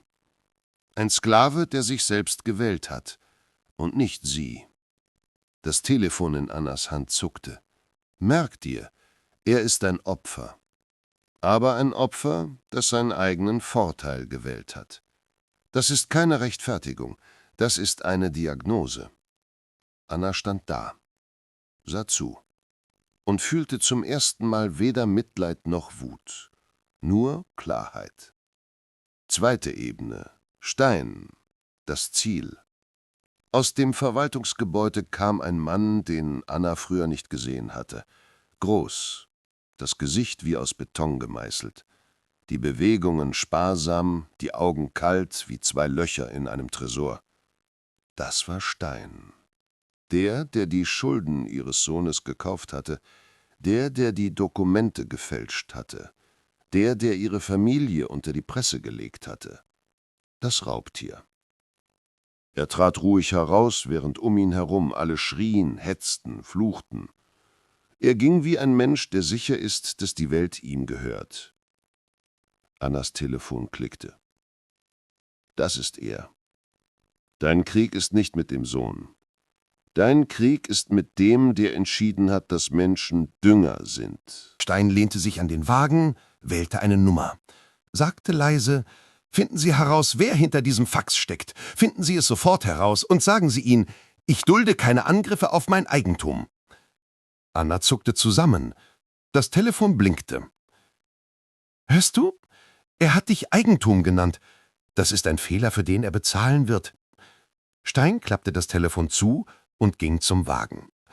Und in diesem Moment erhielt Anna die letzte SMS. Phase 3 wird gestartet. Stein denkt, dass heute sein Tag ist. Nein, heute ist der Anfang seines Endes. Anna stand regungslos, sah den Mann an, der ihr Leben zerstört hatte, ohne ihren Namen zu kennen.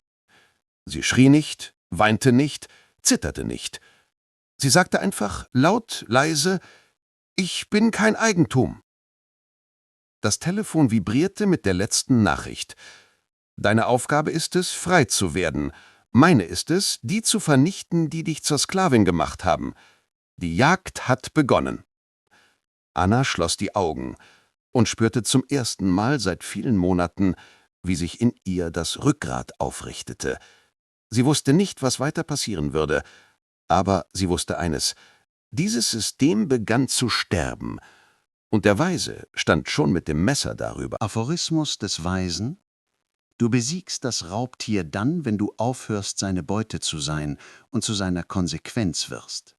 Erklärung: Das Kapitel zeigt die völlige Umkehrung der Rollen.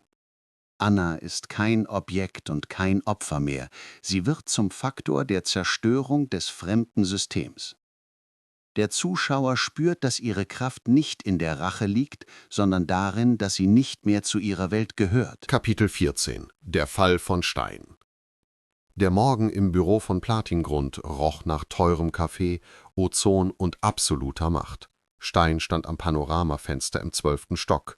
Die Stadt lag unten, aufgeteilt in Viertel, die er umzubauen plante. Er fühlte sich wie der Architekt der Realität. 9:03 Uhr. Die Idylle endete nicht mit einer Explosion. Sie endete mit dem Vibrieren des Telefons. Anruf. Persönlicher Bankier. Normalerweise rief dieser Mann an, um zum Geburtstag zu gratulieren oder Investitionen vorzuschlagen. Stein drückte träge auf. Antworten. »Herr Stein«, die Stimme des Bankiers zitterte und kippte ins Falsett. »Wir haben einen Notfall. Finanzüberwachung. Code Rot.« »Was redest du da?« Stein runzelte die Stirn.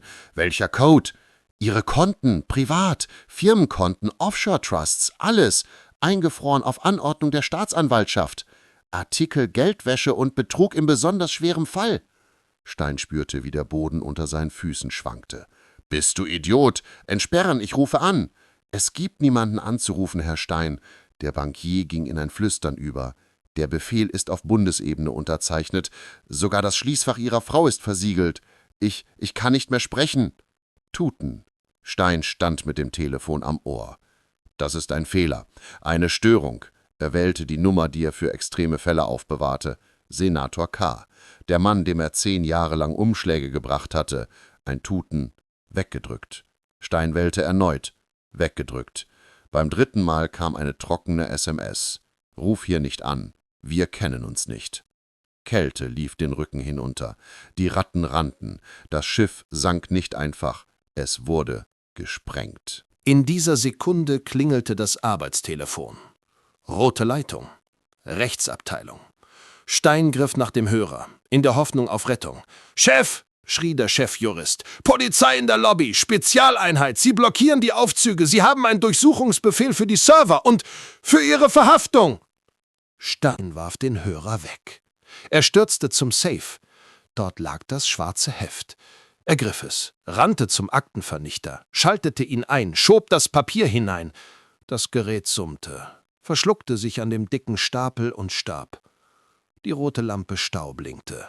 Stein schlug mit der Faust auf den Schredder, knurrte, riss das Papier mit den Zähnen. Er sah wahnsinnig aus. Der große Entwickler, der gegen die Bürotechnik kämpft. Die Bürotür flog auf.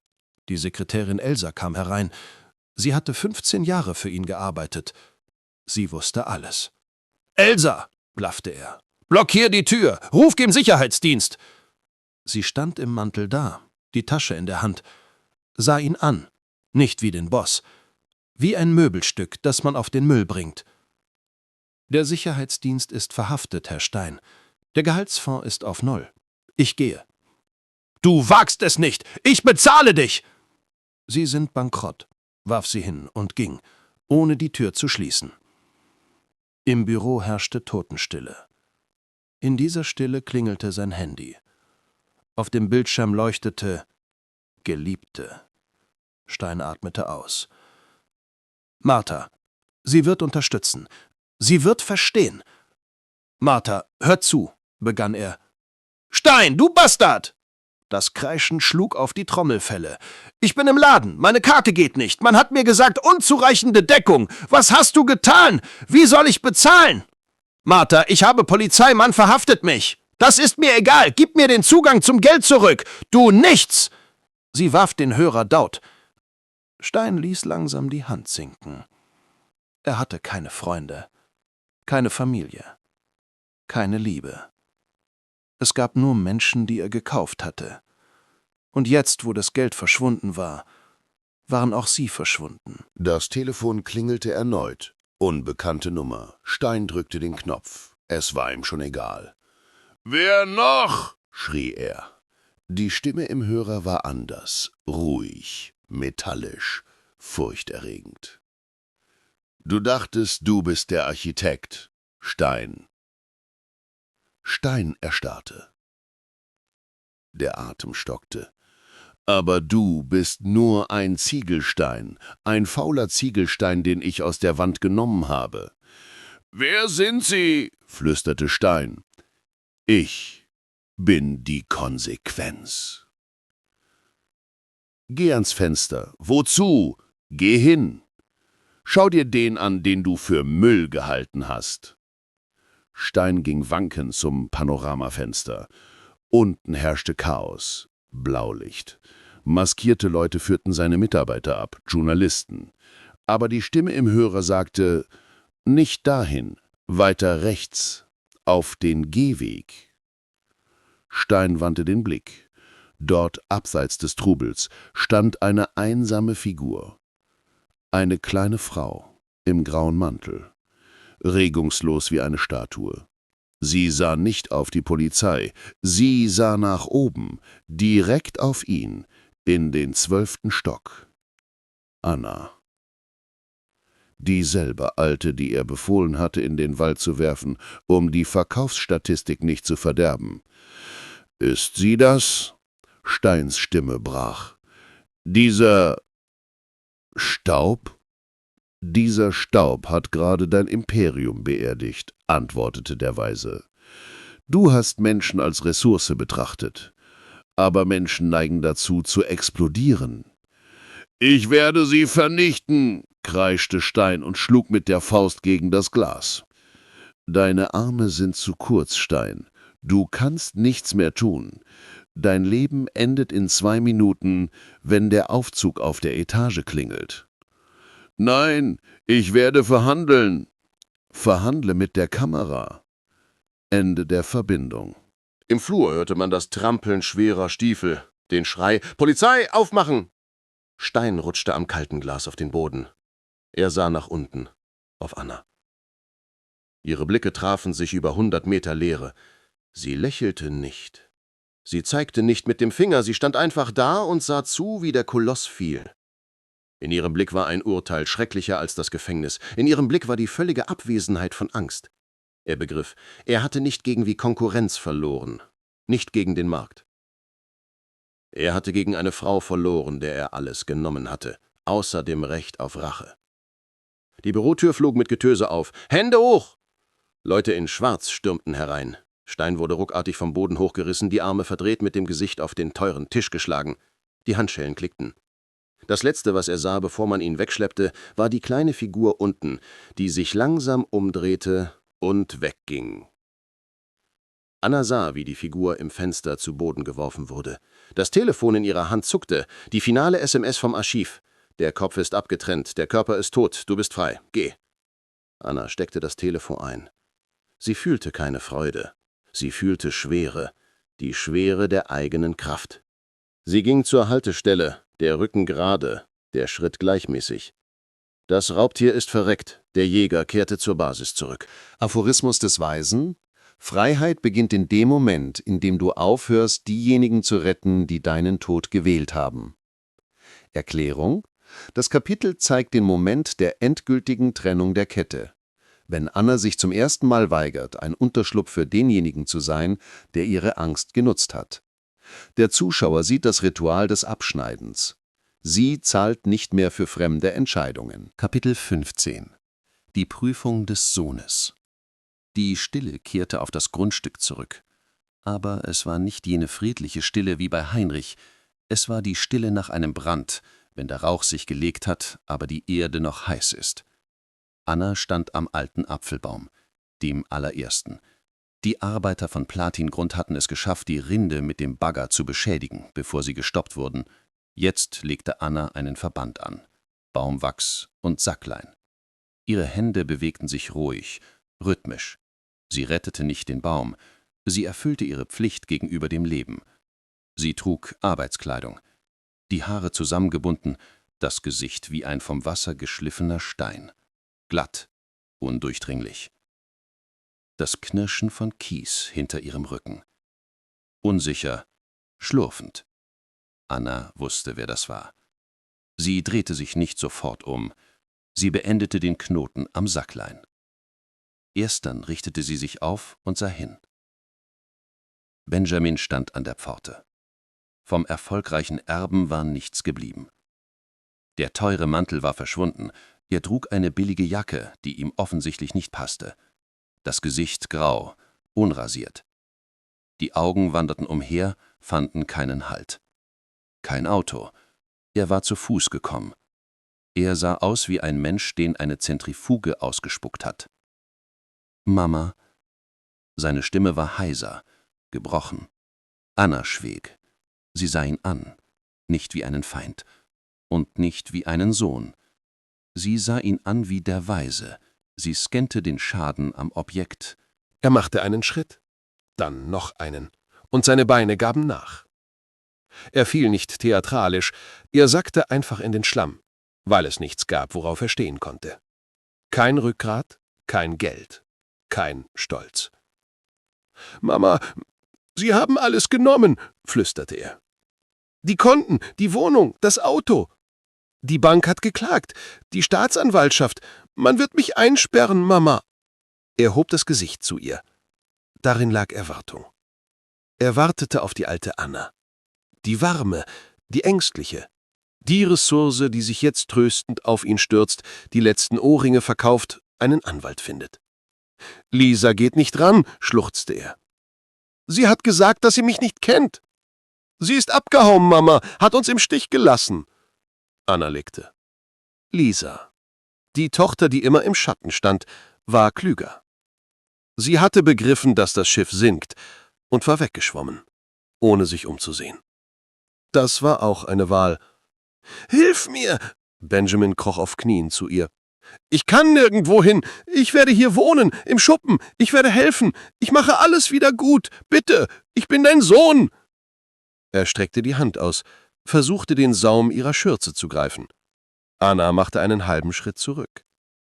Sanft, aber unüberwindbar. Seine Hand griff ins Leere. »Steh auf«, sagte sie, leise. »Mama, du verstehst nicht. Ich habe das für uns getan. Sie haben mich gezwungen. Steh auf.« Der Ton war so, dass er gehorchte. Er stand auf, schwankend, wischte Schlamm und Tränen mit dem Ärmel ab. Anna sah ihm in die Augen. »Du bist nicht zur Mutter gekommen, Benjamin. Du bist zu einem Versteck gekommen. Aber das Versteck gibt es nicht mehr. Was? Du hast es zerstört. Du hast das Dach verkauft, unter dem du dich verstecken willst. Verzeih mir«, schrie er. »Ich war ein Narr. Ich habe einen Fehler gemacht.« Anna schüttelte den Kopf. »Ein Fehler ist, wenn man den Regenschirm vergisst. Was du getan hast, ist eine Strategie. Du hast auf den Starken gesetzt, um den Schwachen zu fressen. Aber der Starke hat verloren, und jetzt bist du zum Schwachen gekommen.« Sie seufzte. In diesem Seufzer lag kein Schmerz, nur Müdigkeit. »Als Sohn kann ich dich verstehen. Angst, Schulden, der Wunsch, schön zu leben? Ich erinnere mich an dich als Kleinkind. Ich erinnere mich an deine aufgeschlagenen Knie.« Benjamin nickte eifrig. Hoffnung flammte in seinen Augen auf. »Aber als Mensch nicht«, schnitt Anna ab. »Was du getan hast, ist eine Wahl, eine erwachsene Wahl. Mama! Und die Bezahlung für die Wahl ist deine und nicht meine.« Stille hing über dem Garten. Die Vögel schwiegen. »Du, jagst du mich weg?« flüsterte er. »Auf die Straße? Zu ihnen? Ich hege keinen Groll gegen dich«, sagte Anna. »Das war die Wahrheit. Groll ist eine Verbindung. Aber es gab keine Verbindung mehr. Aber ich halte dich auch nicht. Ich habe kein Geld für dich, ich habe keine Beziehungen, um deine Schulden zu decken, und ich habe keinen Wunsch, diese Luft mit dir zu teilen.« Sie sah auf den Apfelbaum. »Ich lasse dich los, Benjamin. Vollständig. Aber ich werde untergehen. Dann wird das dein Untergang sein, nicht meiner. Er stand eine Minute da, begreifend. Zum ersten Mal in seinem Leben stand vor ihm keine Funktion. Vor ihm stand eine Mauer. Er begriff, hier gibt es nichts. Die Quelle ist versiegt. Er krümmte sich noch stärker, verwandelte sich in einen Greis, drehte sich um und schlurfte zur Pforte. Langsam. Ein Mensch ohne Vergangenheit und ohne Zukunft. Anna sah ihm nach. Wollte sie ihn rufen? Nein. Wollte sie weinen? Nein. Im Inneren war Leere, aber keine schwarze wie früher, sondern eine reine. Wie ein aufgeräumtes Zimmer. Benjamin ging durch das Tor und verschwand um die Kurve. Anna stand noch eine Sekunde da. Dann wandte sie sich dem Apfelbaum zu, nahm die Gießkanne. Wasser floss auf die Wurzeln. Dunkles, lebendiges Wasser. Der Baum wird leben. Der Garten wird leben. Und sie wird einfach sein. Aufrecht. Ganz. Und endlich. Ihre eigene. Aphorismus des Weisen. Stark wird man nicht, wenn man anderen verzeiht, sondern wenn man den Zugang zu sich selbst schließt. Erklärung. Kapitel 16 ist das Finale und die Diagnose. Anna trifft den Weisen auf neutralem Boden, über der Stadt. Das ist der Moment der Wahrheit. Der Weise enthüllt ihren Hauptfehler, die Strategie, bequem zu sein, die sie in eine Ressource verwandelte. Er erklärt, dass ihr Sohn und das System nur die Folge fehlender Grenzen sind. Das Finale ist keine Rache, sondern Abnabelung. Anna verbrennt die Brücke zur Vergangenheit, die SIM-Karte, und bleibt eine autonome Einheit. Kapitel 16. Die dritte Begegnung. Das Fazit. Die Koordinaten führten nicht in den Keller. Sie führten nach oben. Auf das Dach eines Parkhauses im Stadtzentrum. Ebene 8. Unter freiem Himmel. Es war windig. Die Stadt lag unten, ein Teppich aus Lichtern, Autoströmen und fremdem Leben. Der Weise stand am Rand und sah in die Tiefe. Er trug einen dunklen Mantel, der im Wind flatterte. Er drehte sich nicht um, als er ihre Schritte hörte. Er wusste, wer gekommen war. »Komm her«, sagte er. Seine Stimme war ruhig, aber hier oben klang sie klarer als im Untergrund. Anna trat neben ihn, sie sah nicht nach unten, sie sah zum Horizont. Sie zitterte nicht, sie wartete nicht auf Lob, sie stand einfach da. »Wir haben den Kreis geschlossen«, sagte der Weise. »Der Feind ist am Boden. Die Dokumente sind bei der Staatsanwaltschaft. Dein Eigentum ist gesichert. Aber das ist nur Technik. Wir sind hier wegen der Diagnose.« Er drehte sich zu ihr, sah ihr in die Augen, hart, direkt. »Warum ist das passiert, Anna? Warum hat man dich wie Müll weggeworfen? Weil sie böse sind?« »Nein, weil ich es erlaubt habe«, sagte sie. »Korrekt«, nickte der Weise. »30 Jahre lang hattest du eine Strategie. Sei nützlich, sei still, sei bequem. Du dachtest, das ist Liebe, aber das Archiv nennt das Bestechung. Du hast versucht, ihre Zuneigung mit deiner Aufopferung zu kaufen. Aber wer sich selbst zum Teppich macht, darf sich nicht wundern, wenn man sich die Füße an ihm abputzt. Du hast Fürsorge mit Selbstentsorgung verwechselt. Deshalb wurdest du entsorgt. »Und Benjamin?« fragte sie leise. »Benjamin ist das Produkt deiner Fabrik«, antwortete er gnadenlos. »Er wollte ein Raubtier sein, aber er hatte keine Kraft. Er hat den Weg des Verrats gewählt, weil Verrat der Weg der Schwachen ist. Er hat die Welt gewählt, in der der Starke frisst. Heute wurde er gefressen. Das ist keine Tragödie, das ist Mathematik.« Er griff in die Tasche holte die kleine Plastikkarte heraus, die alte SIM-Karte, jene, mit der sie ihn angerufen hatte, als sie noch ein Opfer war. Er hielt sie ihr hin: »Du hast 2 Wege. Du kannst zurückgehen, verzeihen, erklären, versuchen, wieder gut zu sein. Oder du beendest es.« »Was bedeutet beenden?« fragte Anna. »Es bedeutet, den Zugang zu schließen. Ein für allemal. Freiheit ist nicht, wenn man dich beschützt. Freiheit ist, wenn du aufhörst, Nahrung zu sein.« Er holte ein Feuerzeug heraus. Die Flamme tanzte im Wind. Er hielt die SIM-Karte in die Flamme. Das Plastik schmolz, tropfte schwarz auf den grauen Beton. Die Verbindung war unterbrochen. Die Nummer existierte nicht mehr. Die alte Anna existierte nicht mehr. Der Weise warf den verkohlten Rest über die Brüstung in die Tiefe der Stadt. »Es ist vorbei.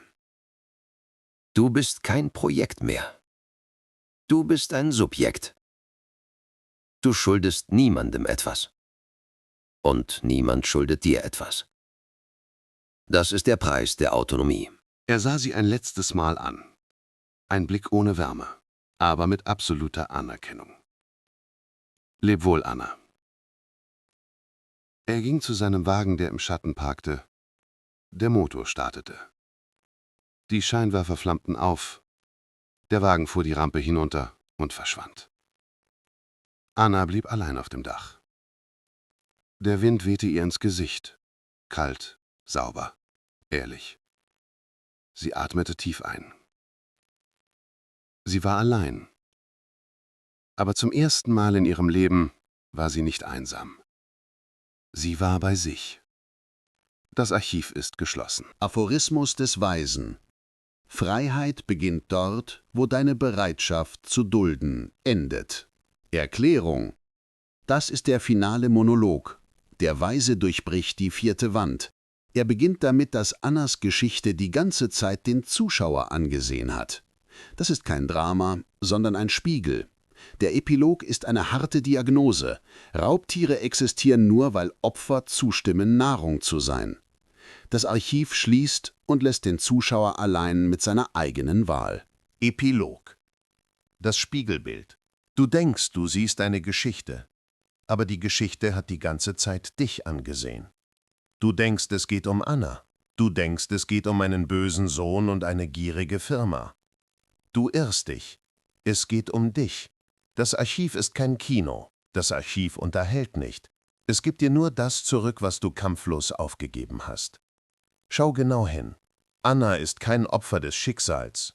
Sie ist das Modell von Millionen. Dein Modell. Du wirst bequem, damit man dich nicht verlässt. Du schweigst, um den Abend nicht zu verderben, obwohl es in dir brennt. Du sagst, alles ist okay, wenn man sich die Füße an dir abputzt. Du denkst, ich dulde noch ein wenig und sie werden verstehen, wie gut ich bin. Sie werden es nicht verstehen. Sie gewöhnen sich nur daran, dass man dich benutzen kann. Erinnere dich. Erinnere dich an den Moment, als du Nein sagen wolltest, aber ein jämmerliches Ja herausgepresst hast, nur damit es keinen Konflikt gibt. Erinnere dich, wie du die Kränkung geschluckt hast, in der Hoffnung, dass dein Schweigen als Weisheit gewertet wird.